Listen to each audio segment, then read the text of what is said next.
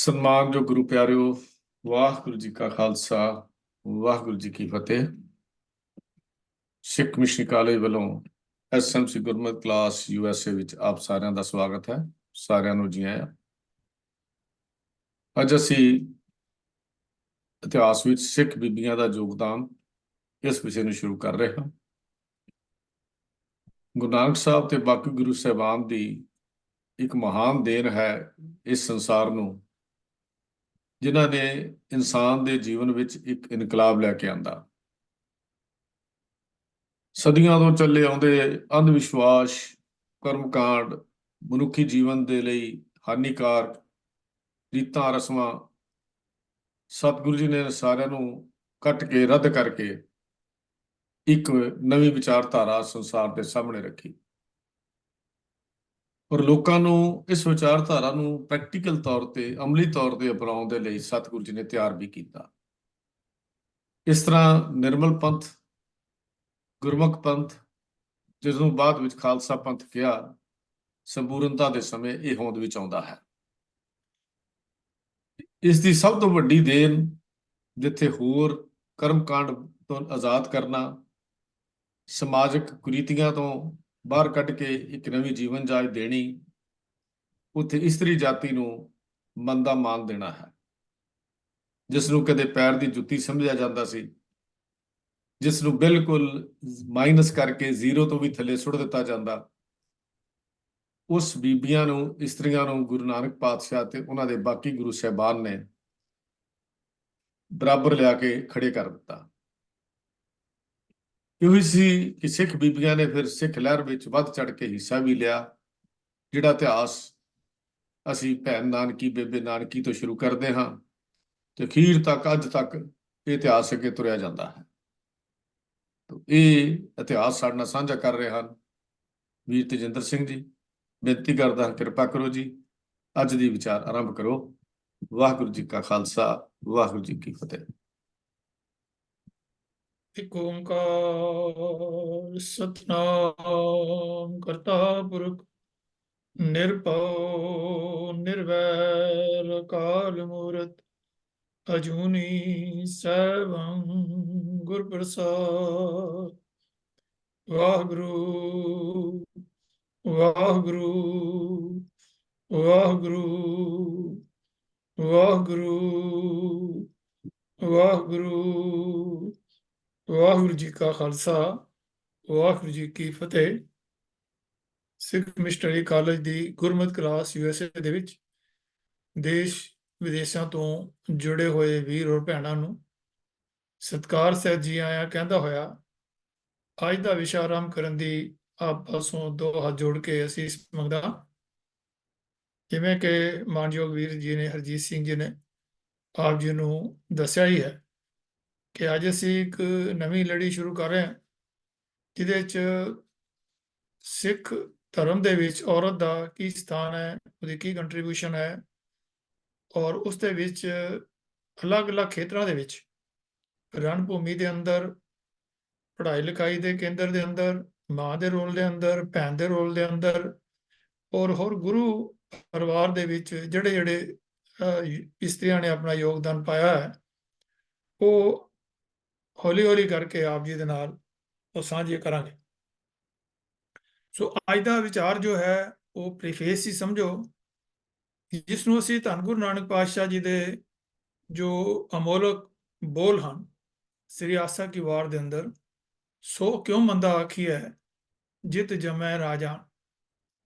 ਇਹ ਆਸਾ ਕੀ ਵਾਰ ਦੇ ਜੋ ਬੋਲ ਹਨ, ਮੁਬਾਰਕ ਬੋਲ ਹਨ, ਇਹਨਾਂ ਨੇ ਜੋ ਇਸਤਰੀ ਦਾ ਜੋ ਦੇਖਣ ਦਾ ਨਜ਼ਰੀਆ ਹੈ, ਦੂਜੇ ਲੋਕਾਂ ਨਾਲੋਂ ਬਿਲਕੁਲ ਹੀ ਅਲੱਗ ਕਰ ਦਿੱਤਾ।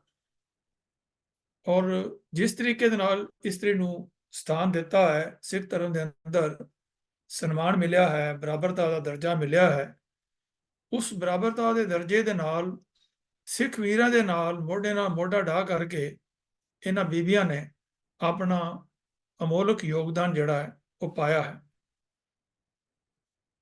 ਤੋ ਅਸੀਂ ਗੱਲ ਕਰਦੇ ਹਾਂ ਕਿ ਜਦੋਂ ਅਸੀਂ ਇਤਿਹਾਸ ਦੇ ਵਿੱਚ ਝਾਤ ਮਾਰਦੇ ਹਾਂ ਤਾਂ ਹਰ ਧਰਮ ਪੁਸਤਕ, ਹਰ ਜੀਵ ਨੂੰ ਪਰਮਾਤਮਾ ਦਾ ਸਿਰਜਿਆ ਗਿਆ ਮੰਨਿਆ ਜਾਂਦਾ ਹੈ। ਨਰ ਅਤੇ ਮਾਦਾ ਆਪਣੀਆਂ ਨਸਲਾਂ ਨੂੰ ਵਿਕਸਿਤ ਕਰਨ ਅਤੇ ਉਹਨਾਂ ਦੇ ਵਾਧੇ ਲਈ ਜ਼ਿੰਮੇਵਾਰ ਹੁੰਦੇ ਹਨ। ਜਿਵੇਂ ਗੁਰਬਾਣੀ ਵਿੱਚ ਵੀ ਕਿਹਾ ਗਿਆ ਕਿ ਮਾਤ ਪਿਤਾ ਬਿਨ ਬਾਲ ਨਾ ਹੋਈ ਹੈ। ਸੋ ਸੰਸਾਰ ਨੂੰ ਅੱਗੇ ਵਧਾਉਣ ਵਾਸਤੇ ਜਿੱਥੇ ਮਰਦ ਔਰ ਔਰਤ ਦੋਨਾਂ ਦਾ ਸਥਾਨ ਹੈ, ਉਹਦੇ ਵਿੱਚ ਔਰਤ ਨੂੰ ਕੋਈ ਜ਼ਿੰਮੇਵਾਰੀਆਂ ਜਿਹੜੀਆਂ ਹਨ ਉਹ ਪੈਦਾ ਕਰਨ ਦੀ, ਉਸ ਨੂੰ ਛੋਟੀ ਉਮਰੇ ਹੀ ਉਹਨੂੰ ਪਾਲਣ ਦਾ ਔਰ ਵੱਡਿਆਂ ਕਰਨ ਦੀ ਜ਼ਿੰਮੇਵਾਰੀ ਜਿਹੜੀ ਹੈ ਉਹ ਮਾਂ ਦੇ ਜ਼ਿੰਮੇਵਾਰੀ ਹੀ ਆਈ। ਸੋ ਆਪਣੀਆਂ ਨਸਲਾਂ ਨੂੰ ਅੱਗੇ ਚਲਾਉਣ ਲਈ ਨਰ ਅਤੇ ਮਾਦਾ ਦੋਵਾਂ ਦੀ ਮਹੱਤਵਪੂਰਨ ਭੂਮਿਕਾ ਹੁੰਦੀ ਹੈ। ਕਿਸੇ ਇੱਕ ਤੋਂ ਬਿਨਾਂ ਇਸ ਵਿਕਾਸ ਨੂੰ ਸੋਚਿਆ ਵੀ ਨਹੀਂ ਜਾ ਸਕਦਾ। ਦੋਵੇਂ ਇੱਕ ਦੂਜੇ ਦੇ ਕੰਪਲੀਮੈਂਟਰੀ ਹਨ, ਸਹਾਇਕ ਵੀ ਹਨ ਅਤੇ ਪੂਰਕ ਵੀ। ਤਾਂ ਫਿਰ ਦੋਵਾਂ ਵਿੱਚ ਕਿਸੇ ਇੱਕ ਨੂੰ ਛੁਟਿਆਣਾ ਕੁਦਰਤ ਦੇ ਨਿਯਮਾਂ ਦੇ ਉਲਟ ਹੋਵੇਗਾ। ਬਾਕੀ ਜੀਵਾਂ ਅੰਦਰ ਪਰਮਾਤਮਾ ਦਾ ਬਣਾਇਆ ਇਹ ਅਸੂਲ ਬਿਲਕੁਲ ਇਕਸਾਰਤਾ ਨਾਲ ਵਾਪਰਦਾ ਹੈ, ਪਰ ਅਸੀਂ ਮਨੁੱਖਾਂ ਨੇ ਕੁਦਰਤ ਦੇ ਇਸ ਨਿਯਮ ਨੂੰ ਤੋੜਿਆ ਹੈ।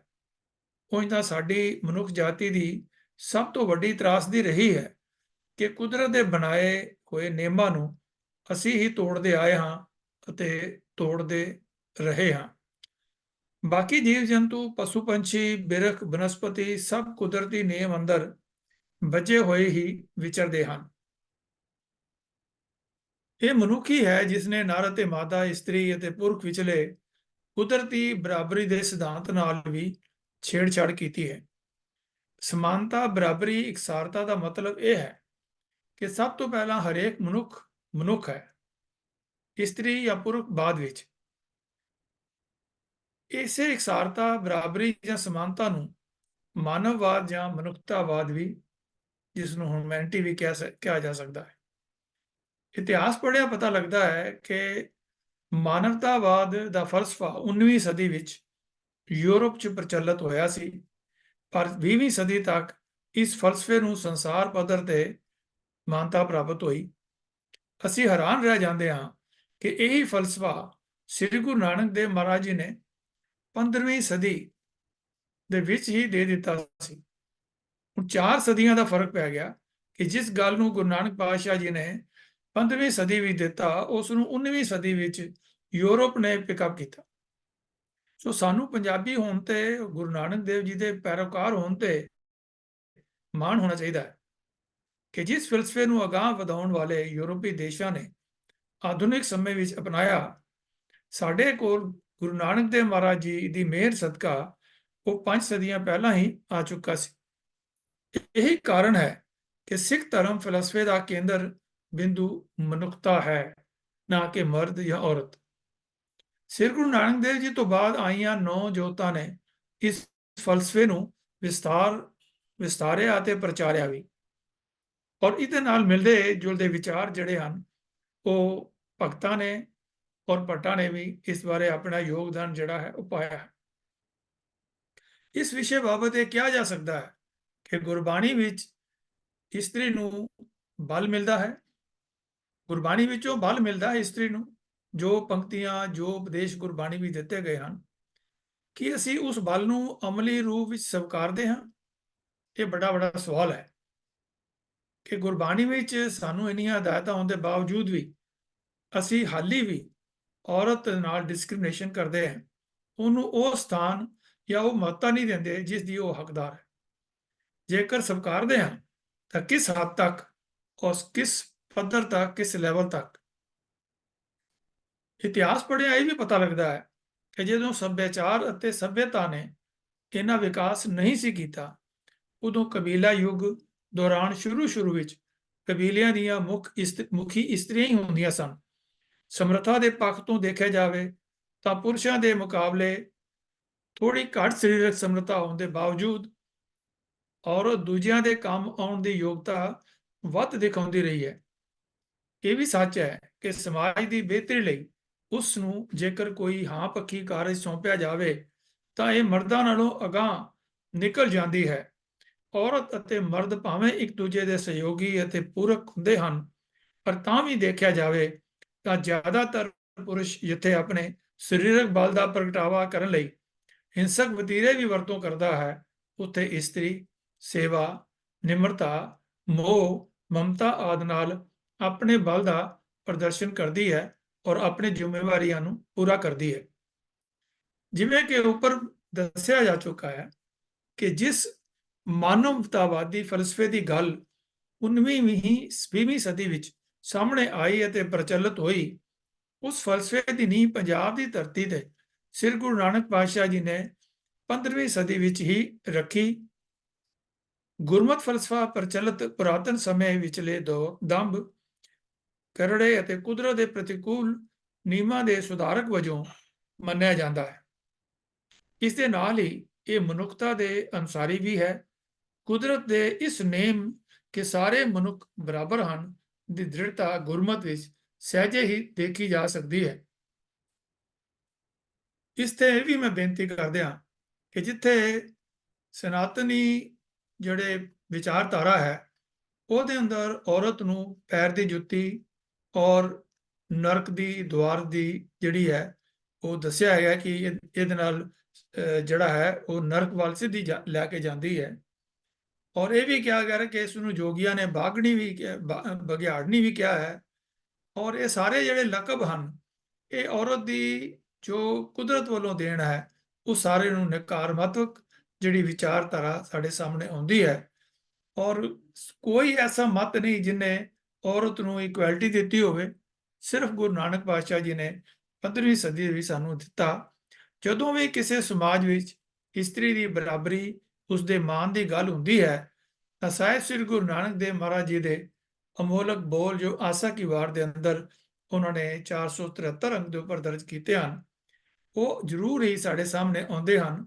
ਭੰਡ ਜੰਮੀ ਹੈ, ਭੰਡ ਨਿਮੀ ਹੈ, ਭੰਡ ਮੰਗਣ ਵਿਆਹ, ਭੰਡੋ ਹੋਵੇ ਦੋਸਤੀ, ਭੰਡੋ ਚੱਲੇ ਰਾਹ, ਭੰਡ ਮੂਆ ਭੰਡ ਭਾਲੀ ਹੈ, ਭੰਡ ਹੋਵੇ ਬੰਧਾਨ, ਸੋ ਕਿਉਂ ਮੰਦਾ ਆਖੀ ਹੈ ਜਿਤ ਜੰਮੇ ਰਾਜਾਨ।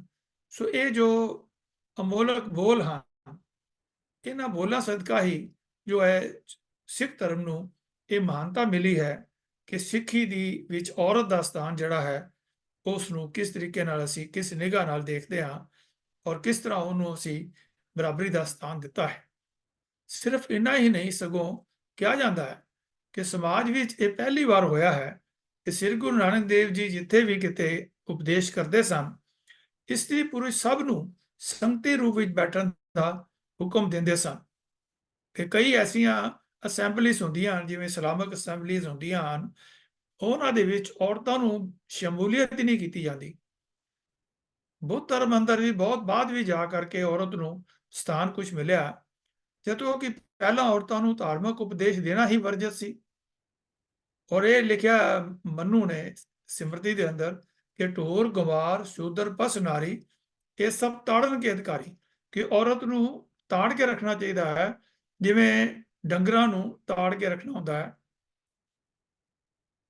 ਤੋ ਇਹ ਜਿਹੜੀ ਗੱਲ ਹੈ ਉਹ ਕਿੰਨੀ ਕੁ ਔਰਤ ਦੇ ਸਨਮਾਨ ਦੀ ਗੱਲ ਹੈ, ਇਹ ਅਸੀਂ ਸਾਰੇ ਹੀ ਸਹਿਜੇ ਵਿੱਚ ਅਸੀਂ ਜਿਹੜਾ ਅੰਦਾਜ਼ਾ ਲਗਾ ਸਕਦੇ ਹਾਂ। ਸੋ ਇਹ ਉਹ ਬਲ ਹੈ ਜੋ ਗੁਰੂ ਸਾਹਿਬ ਨੇ ਉਪਦੇਸ਼ਾਂ ਅਤੇ ਗੁਰਬਾਣੀ ਰਾਹੀਂ ਅਮਲੀ ਰੂਪ ਵਿੱਚ ਇਸਤਰੀ ਦੇ ਪੱਖ ਵਿੱਚ ਦਿੱਤਾ।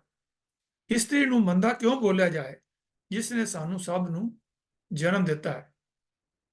ਮੈਂ ਤੇ ਬੇਨਤੀ ਕਰਦੇ ਹਾਂ ਕਿ ਭਾਵੇਂ ਔਰਤ ਔਰ ਮਰਦ ਦੋਨਾਂ ਦਾ ਆਪਸ ਵਿੱਚ ਸੰਬੰਧ ਹੈ, ਲੇਕਿਨ ਇਹ ਜੋ ਵਿਚਾਰਧਾਰਾ ਜੋ ਆਸਾ ਕੀ ਵਾਰ ਦੇ ਅੰਦਰ ਗੁਰੂ ਨਾਨਕ ਪਾਤਸ਼ਾਹ ਜੀ ਨੇ ਬੜੇ ਨਿਖੇੜ ਕੀ ਗੱਲ ਕੀਤੀ ਹੈ ਕਿ ਜਿਉਂ ਜੋਰੂ ਸਿਰ ਨਾਮਣੀ ਆਵੇ ਵਾਰੋ ਵਾਰ, ਝੂਠੇ ਝੂਠਾ ਮੁਖ ਵਸੈ ਨਿਤ ਹੋਏ ਖੁਆਰ, ਸੁਚੇ ਇਹ ਨਾ ਆਖੀਏ ਬਹਿਣ ਜੇ ਪਿੰਡਾ ਤੋਏ, ਸੁਚੇ ਸਹੀ ਨਾਨਕਾ ਜਿਨ ਮਨ ਵਸਿਆ ਸੋਏ। ਕਿ ਔਰਤ ਨੂੰ ਸਨਾਤਨੀ ਵਿਚਾਰਧਾਰਾ ਵਾਲੇ ਇਹ ਸਮਝਦੇ ਹਨ ਕਿ ਜਿਨ੍ਹਾਂ ਦੇ ਅੰਦਰ ਉਹਨਾਂ ਨੂੰ ਨੈਚੁਰਲ ਮਹਾਵਾਰੀ ਆਉਂਦੀ ਹੈ, ਉਹਨਾਂ ਦੇ ਅੰਦਰ ਉਹ ਔਰਤ ਅਪਵਿੱਤਰ ਹੋ ਜਾਂਦੀ ਹੈ ਔਰ ਉਹ ਘਰ ਦੇ ਵਿੱਚ ਚੌਂਕੇ ਚੁੱਲ੍ਹੇ ਵਿੱਚ ਨਹੀਂ ਵੜ ਸਕਦੀ। ਉਹ ਬਿਲਕੁਲ ਉਸ ਨੂੰ ਸ਼ੂਦਰਾਂ ਵਾਂਗਣ ਟ੍ਰੀਟ ਕੀਤਾ ਜਾਂਦਾ ਹੈ ਔਰ ਬੜਾ ਬੈਡਲੀ ਉਹਨੂੰ ਟ੍ਰੀਟ ਕੀਤਾ ਜਾਂਦਾ ਹੈ। ਉਸ ਦੇ ਜੋ ਤਕਲੀਫ ਦੇ ਦਿਨ ਹਨ ਉਸ ਨੂੰ ਇਕੱਲਿਆਂ ਛੱਡ ਦਿੱਤਾ ਜਾਂਦਾ ਹੈ, ਉਹਦੀ ਕੋਈ ਮਦਦ ਨਹੀਂ ਕੀਤੀ ਜਾ ਸਕਦੀ। ਲੇਕਿਨ ਇਹ ਸਮਝਣ ਵਾਲੀ ਗੱਲ ਹੈ ਕਿ ਉਹ ਔਰਤ ਅਗਰ ਉਸ ਨੂੰ ਉਹ ਮਹਾਵਾਰੀ ਨਹੀਂ ਹੁੰਦੀ ਤਾਂ ਸਾਡਾ ਜਨਮ ਨਹੀਂ ਹੋ ਸਕਦਾ, ਮਨੁੱਖਤਾ ਅੱਗੇ ਨਹੀਂ ਤੁਰ ਸਕਦੀ ਹੈ। ਤੇ ਇਹ ਸਾਡੇ ਜਨਮ ਦੀ ਜੋ ਪ੍ਰਕਿਰਿਆ ਹੈ ਉਹਦੇ ਵਿੱਚ ਇਹ ਪਹਿਲਾ ਸਟੈਪ ਹੈ ਕਿ ਔਰਤ ਨੂੰ ਮਹਾਵਾਰੀ ਆਵੇ ਤੇ ਉਸ ਤੋਂ ਬਾਅਦ ਉਸ ਦੀ ਜਿਹੜੀ ਹੈ ਉਹ ਪ੍ਰੈਗਨੈਂਸੀ ਜਿਹੜੀ ਹੈ ਕਨਸੈਪਸ਼ਨ ਜਿਹੜਾ ਹੁੰਦਾ ਹੈ। ਤਾਂ ਇਹ ਗੱਲ ਸਮਝਣ ਦੀ ਲੋੜ ਹੈ, ਜਿਸ ਨੂੰ ਸਮਝ ਕਰਕੇ ਹੀ ਗੁਰੂ ਨਾਨਕ ਪਾਤਸ਼ਾਹ ਜੀ ਨੇ ਸਾਨੂੰ ਇਹ ਗੱਲ ਸਮਝਾਈ ਕਿ ਸੋ ਕਿਉ ਬੰਦਾ ਆਖੀਏ ਜਿਤ ਜੰਮੇ ਰਾਜਾਨ। ਤੋ ਦੂਜੇ ਪਾਤਸ਼ਾਹ ਜੀ ਨੇ ਵੀ ਸਾਨੂੰ ਇਹੀ ਗੱਲ ਸਮਝਾਈ, ਬਾਕੀਆਂ ਨੇ ਵੀ, ਕਿ ਗੁਰੂ ਅੰਗਦ ਦੇਵ ਜੀ ਨੇ ਮਾਤਾ ਖੀਵੀ ਜੀ ਨੂੰ ਖਡੂਰ ਸਾਹਿਬ ਵਿਖੇ ਲੰਗਰਾਂ ਦੇ ਇੰਚਾਰਜ ਵਜੋਂ ਥਾਪਿਆ। ਤੋ ਸਭ ਤੋਂ ਪਹਿਲੀ ਔਰਤ ਜਿਸ ਨੂੰ ਕੋਈ ਜ਼ਿੰਮੇਵਾਰੀ ਪੰਥਕ ਲੈਵਲ ਦੇ ਉੱਪਰ ਦਿੱਤੀ ਗਈ ਉਹ ਮਾਤਾ ਖੀਵੀ ਜੀ ਸਨ, ਜੋ ਗੁਰੂ ਅੰਗਦ ਦੇਵ ਜੀ ਦੇ ਮਹਿਲ ਸਨ। ਮਾਤਾ ਜੀ ਦੁਆਰਾ ਲੰਗਰ ਵਿੱਚ ਵਰਤਾਈ ਜਾਂਦੀ ਖੀਰ ਦੀ ਮਹਿਮਾ ਤਾਂ ਗੁਰਬਾਣੀ ਵਿੱਚ ਵੀ ਦਰਜ ਕੀਤੀ ਗਈ ਹੈ, ਜਿਹੜੀ ਹੈ ਕਿ ਖੀਵੀ ਦੇ ਬਾਰੇ ਕਿਹਾ ਜਾਂਦਾ ਹੈ ਕਿ ਉਹ ਨੇਕ ਔਰਤ ਸੀ, ਜਿਸ ਦੀ ਜਿਹੜੀ ਪਰਸਨੈਲਿਟੀ ਸੀ ਉਹ ਇਸ ਤਰ੍ਹਾਂ ਸੀ ਜਿਵੇਂ ਪੱਤੇਦਾਰ ਦਰਖਤ ਹੁੰਦਾ ਹੈ। ਉਹ ਸਾਰਿਆਂ ਨੂੰ ਹੀ ਉਹ ਆਪਣੇ ਥੱਲੇ ਪਿਆਰ ਸਤਿਕਾਰ ਦਿੰਦੀ ਸੀ, ਔਰ ਲੰਗਰ ਦੇ ਵਿੱਚ ਘਿਓ ਵਾਲੀ ਖੀਰ ਜਿਹੜੀ ਹੈ ਉਹ ਵਰਤਾਉਂਦੀ ਸੀ। ਤਾਂ 2 ਵਾਰੀ ਗੁਰਬਾਣੀ ਦੇ ਅੰਦਰ ਮਾਤਾ ਖੀਵੀ ਜੀ ਦਾ ਜ਼ਿਕਰ ਆਇਆ। ਲੰਗਰ ਦੌਲਤ ਵੰਡੀ ਹੈ ਰਸ ਅੰਮ੍ਰਿਤ ਖੀਰ ਕੀ ਆਲੀ। ਤੋ ਇਹ ਘਿਓ ਵਾਲੀ ਖੀਰ ਜਿਹੜੀ ਆ ਮਾਤਾ ਖੀਵੀ ਜੀ ਦੇ ਹੀ ਹਿੱਸੇ ਆਉਂਦੀ ਸੀ। ਉਹ ਲੰਗਰ ਵਿੱਚ ਖੁਦ ਵਰਤਾਉਂਦੇ ਸਨ ਔਰ ਲੰਗਰ ਦੇ ਇੰਚਾਰਜ ਵੀ ਸਨ। ਜਿਵੇਂ ਗੁਰੂ ਅੰਗਦ ਦੇਵ ਜੀ ਗੁਰੂ ਸ਼ਬਦ ਦਾ ਲੰਗਰ ਵਰਤਾਉਂਦੇ ਸਨ, ਤੇ ਇਹ ਸਰੀਰਕ ਲੰਗਰ ਜਿਹੜਾ ਮਾਤਾ ਖੀਵੀ ਜੀ ਵਰਤਾਉਂਦੇ ਸਨ। ਤੀਜੀ ਪਾਤਸ਼ਾਹੀ ਸ੍ਰੀ ਗੁਰੂ ਅਮਰਦਾਸ ਜੀ ਨੇ ਗੁਰੂ ਪਰੰਪਰਾ ਦੇ ਸਿਧਾਂਤਾਂ ਨੂੰ ਹੋਰ ਅੱਗੇ ਤੋਰਦਿਆਂ ਸਤੀ ਪ੍ਰਥਾ ਦਾ ਵਿਰੋਧ ਕੀਤਾ, ਤੇ ਉਹਨਾਂ ਇਹ ਗੱਲ ਅਮੋਲਕ ਬਚਨ ਕਹੇ ਕਿ ਸਤੀਆਂ ਇਹ ਨਾ ਆਖੀਆਂ ਜੋ ਮੜੀਆਂ ਲੱਗ ਜਲਨ, ਨਾਨਕ ਸਤੀਆਂ ਸੇ ਹੀ ਜਾਣੀਆਂ ਜੇ ਬਿਰਹਿ ਚੋਟ ਮਰਨ। ਆਪਾਂ ਸਭ ਜਾਣਦੇ ਹਾਂ ਕਿ ਹਿੰਦੁਸਤਾਨ ਵਿੱਚ ਪਤੀ ਦੀ ਮੌਤ ਤੋਂ ਬਾਅਦ ਪਤੀ ਦੇ ਨਾਲ ਸੜ ਕੇ ਮਰਨ ਵਾਲੀ ਇਸਤਰੀ ਨੂੰ ਸਤੀ ਕਿਹਾ ਜਾਂਦਾ ਸੀ, ਅਤੇ ਇਹ ਰਸਮ ਲਾਜ਼ਮੀ ਮੰਨੀ ਜਾਂਦੀ ਸੀ। ਇੱਥੋਂ ਤੱਕ ਕਿ ਵੱਡੇ ਵੱਡੇ ਜਿਹੜੇ ਰਾਜੇ ਸਨ, ਉਹਨਾਂ ਦੀ ਵੀ ਅਗਰ ਔਰਤਾਂ ਜੇ ਪਤੀ ਸਨ ਉਹ ਕਿਤੇ ਲੜਾਈ ਵਿੱਚ ਮਾਰੇ ਜਾਂਦੇ ਸਨ, ਤਾਂ ਉਹਨਾਂ ਦੀਆਂ ਔਰਤਾਂ ਜਿਹੜੀਆਂ ਹਨ ਪਿੱਛੋਂ ਉਹ ਸਤੀਆਂ ਹੁੰਦੀਆਂ ਸਨ। ਇੱਥੋਂ ਤੱਕ ਕਿ ਜਿਹੜੇ ਮਹਾਰਾਸ਼ਟਰ ਸਾਈਡ ਦੇ ਜਾਂ ਰਾਜਪੂਤਾਨੇ ਦੇ ਵਿੱਚ ਤਾਂ ਇਹ ਪ੍ਰਥਾ ਬਹੁਤ ਹੀ ਜ਼ੋਰਦਾਰ ਸੀ, ਤੇ ਉਹਨਾਂ ਔਰਤਾਂ ਨੂੰ ਜਿਹੜਾ ਹੈ ਉਹ ਸਤੀ ਕੀਤਾ ਜਾਂਦਾ ਸੀ ਜ਼ਬਰਦਸਤੀ ਵੀ, ਕਿ ਉਹ ਆਪਣੇ ਪਤੀ ਤੋਂ ਬਾਅਦ ਉਹਨਾਂ ਨੂੰ ਜਿੰਦਾ ਰਹਿਣ ਦਾ ਕੋਈ ਹੱਕ ਨਹੀਂ ਹੈ।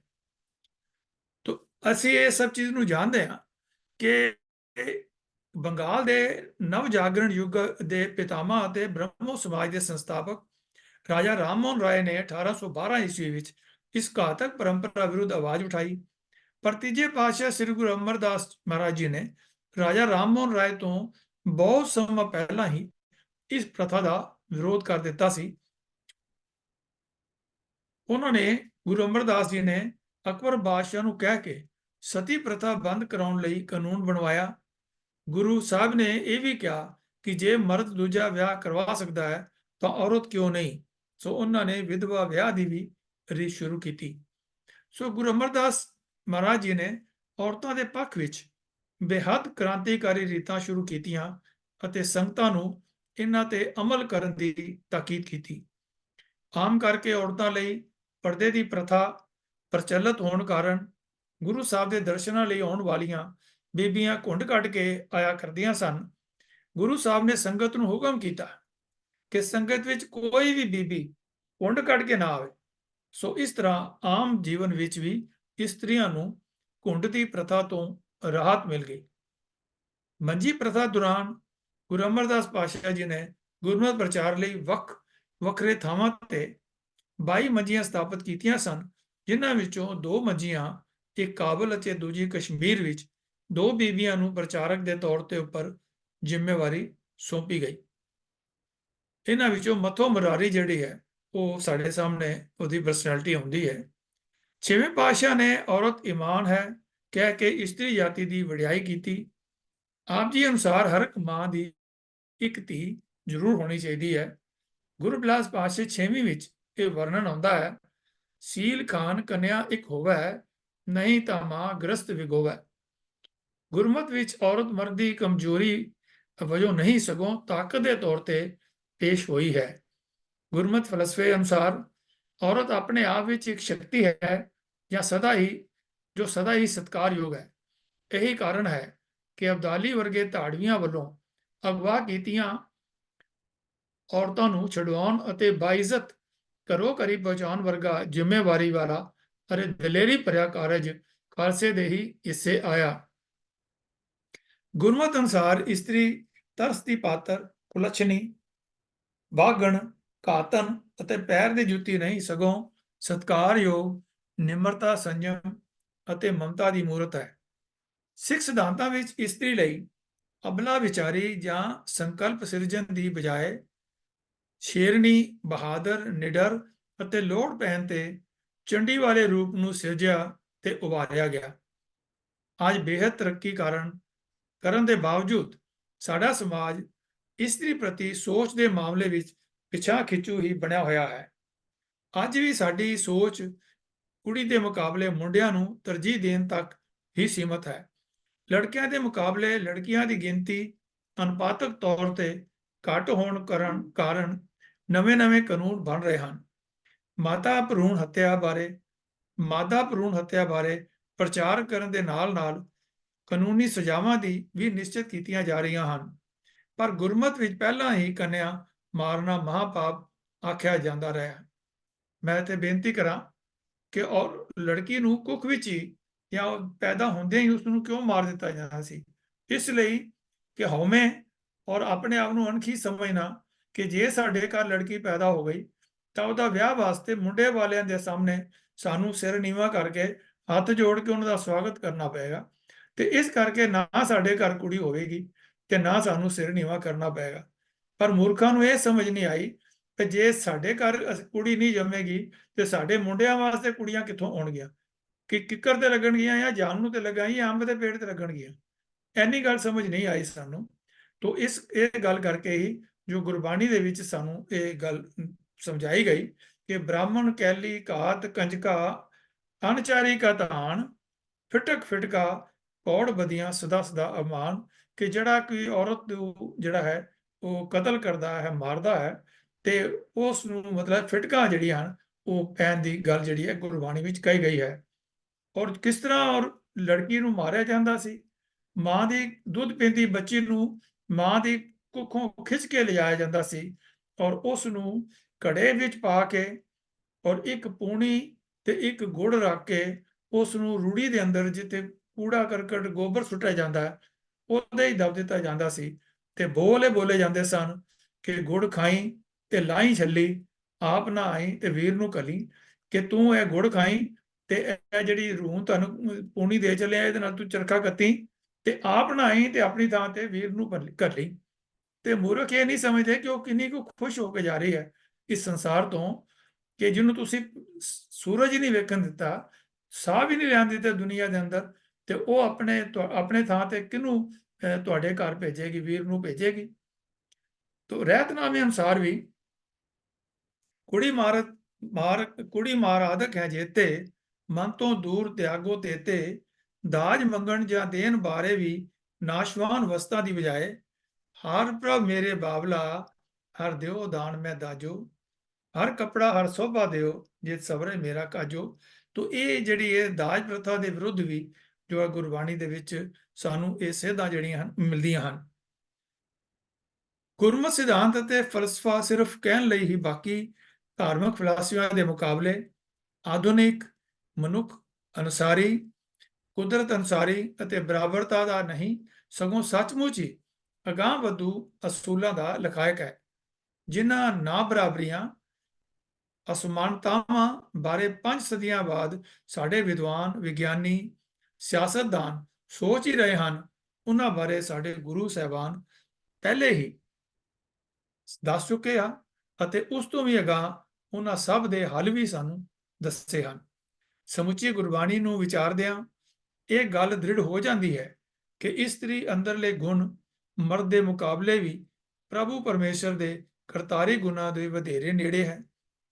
ਮੈਂ ਤੇ ਇੱਕ ਬੇਨਤੀ ਕਰਾਂ ਆਪ ਜੀ ਨੂੰ ਕਿ ਮੈਂ ਕਈ ਵਾਰੀ ਮੈਨੂੰ ਮੌਕਾ ਮਿਲਦਾ ਹੈ ਕਿਸੇ ਇੰਟਰਫੇਥ ਪਲੇਟਫਾਰਮ ਤੇ ਗੱਲ ਕਰਨ ਦਾ, ਤੇ ਮੈਂ ਉੱਥੇ ਗੱਲ ਬੜੇ ਕੌਨਫੀਡੈਂਸ ਨਾਲ ਔਰ ਉੱਚੀ ਆਵਾਜ਼ ਨਾਲ ਕਹੀ ਸੀਗੀ ਕਿ ਸਾਨੂੰ ਬ੍ਰਹਮਾ, ਵਿਸ਼ਨ ਔਰ ਮਹੇਸ਼ ਜਿਹੜੇ ਹਨ ਉਹਨਾਂ ਦੇ ਬਾਰੇ ਨਹੀਂ ਪਤਾ ਕਿ ਉਹ ਸੰਸਾਰ ਨੂੰ ਪੈਦਾ ਕਰਦੇ ਹਨ, ਉਹਨੂੰ ਪਾਲਦੇ ਹਨ ਜਾਂ ਉਸ ਨੂੰ ਸਮੇਟਦੇ ਹਨ, ਲੇਕਿਨ ਸਾਨੂੰ ਇਹ ਪਤਾ ਹੈ ਕਿ ਸਾਡੇ ਘਰ ਸਾਡੀ ਮਾਂ ਜਿਹੜੀ ਹੈ ਉਹਨੇ ਸਾਨੂੰ ਪੈਦਾ ਕੀਤਾ ਹੈ। ਸਾਡੇ ਵਾਸਤੇ ਬ੍ਰਹਮਾ ਕੋਈ ਮਤਲਬ ਨਹੀਂ ਰੱਖਦਾ, ਸਾਡੇ ਵਾਸਤੇ ਮਾਂ ਹੀ ਉਹ ਉੱਚਾ ਸਥਾਨ ਰੱਖਦੀ ਹੈ।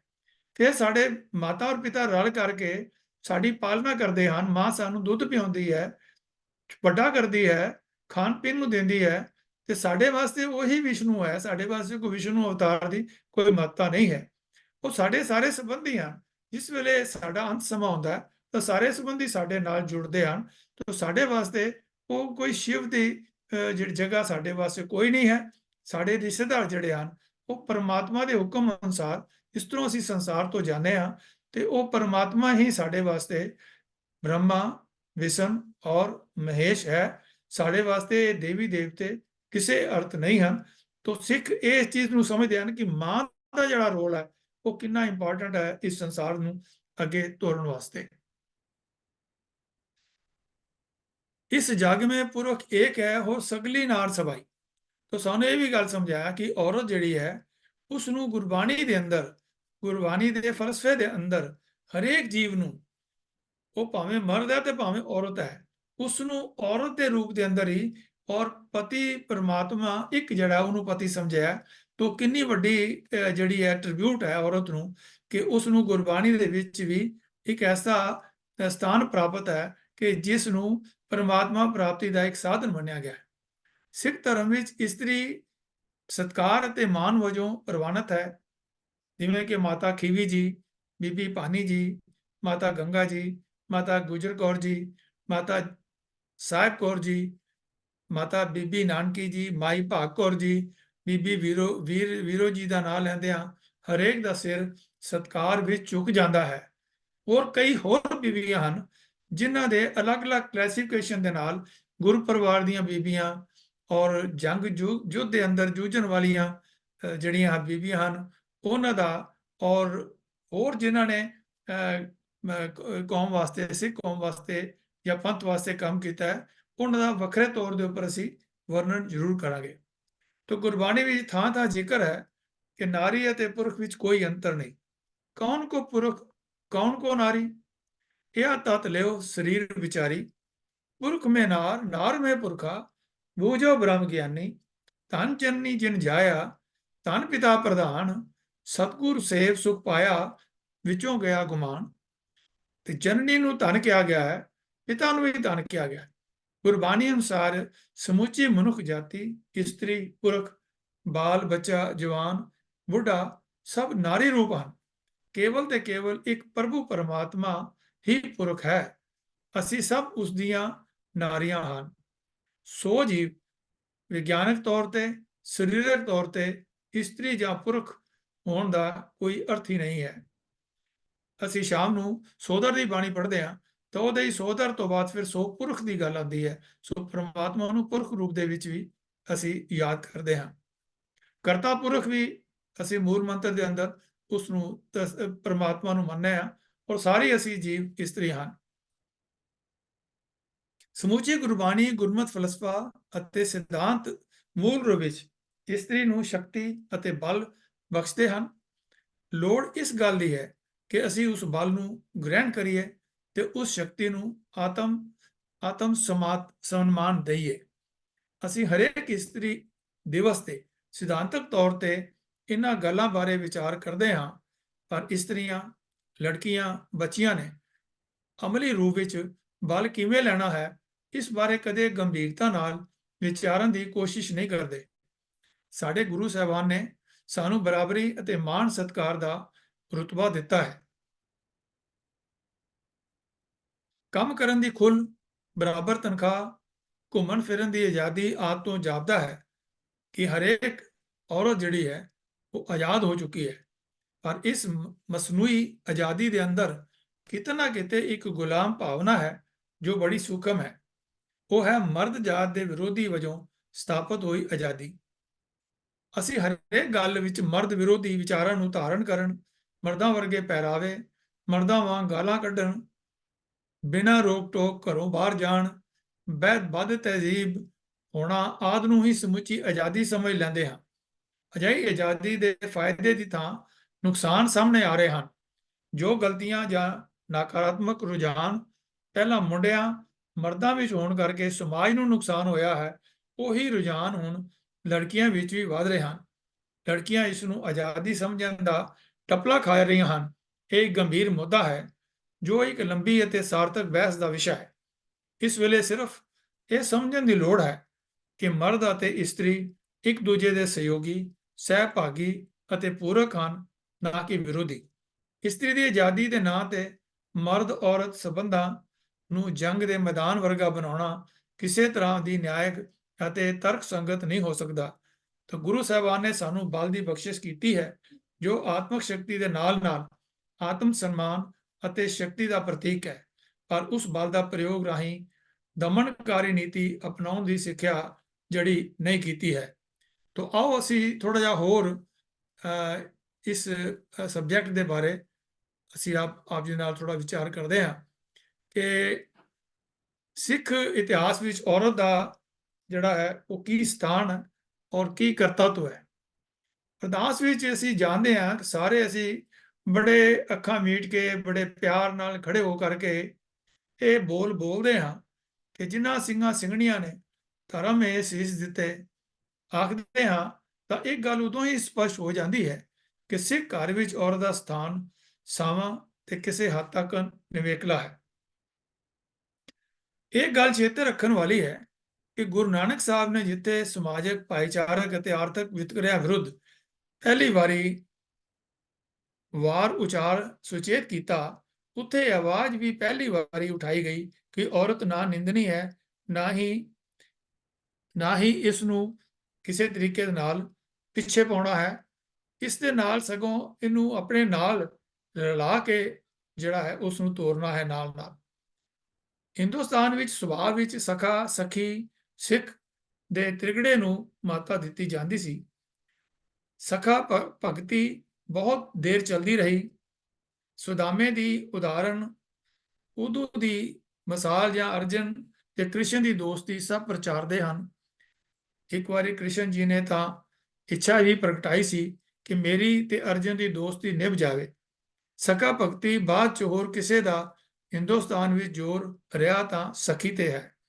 ਇਸੇ ਸਖੀ ਭਗਤੀ ਨੇ ਜਿਹੜਾ ਹੈ ਉਹ ਇਸਤਰੀ ਦੀ ਜਿਹੜੀ ਹੈ ਉਹ ਮਾਨਤਾ ਨੂੰ ਵੀ ਜਿਹੜਾ ਹੈ ਜਨਮ ਦਿੱਤਾ ਔਰ ਹਿੰਦੁਸਤਾਨ ਵਿੱਚ ਔਰਤ ਦੇ ਪੱਧਰ ਨੂੰ ਇੰਨਾ ਨੀਵਾਂ ਕਰ ਦਿੱਤਾ ਕਿ ਉਹ ਪਹਿਲਾਂ ਮੰਦਰਾਂ ਦਾ ਸ਼ਿੰਗਾਰ ਦੇਵਦਾਸੀ ਦੇ ਰੂਪ ਵਿੱਚ ਬਣੀ, ਫਿਰ ਦੇਵੀ ਦੇ ਰੂਪ ਵਿੱਚ ਪ੍ਰਗਟ ਹੋਈ। ਆਤਮਕ ਉਚਾਈਆਂ ਨਾ ਛੂਏ ਜਾਣ ਦਾ ਕਾਰਨ ਇਹ ਕੋਝੀ ਸਖੀ ਪ੍ਰਥਾ, ਭਗਤੀ ਪ੍ਰਥਾ ਸੀ। ਤੀਸਰਾ ਭਗਤੀ ਦਾ ਰੂਪ ਸਿੱਖ ਚੇਲਾ ਸੀ। ਸਿੱਖ ਭਗਤੀ ਵੀ ਐਸੀ ਨਿਵਾਨ ਵੱਲ ਗਈ ਕਿ ਵਿਅਕਤੀ ਦੀ ਆਪਣੀ ਹੋਂਦ ਮੂਲੋਂ ਹੀ ਮੁੱਕ ਗਈ।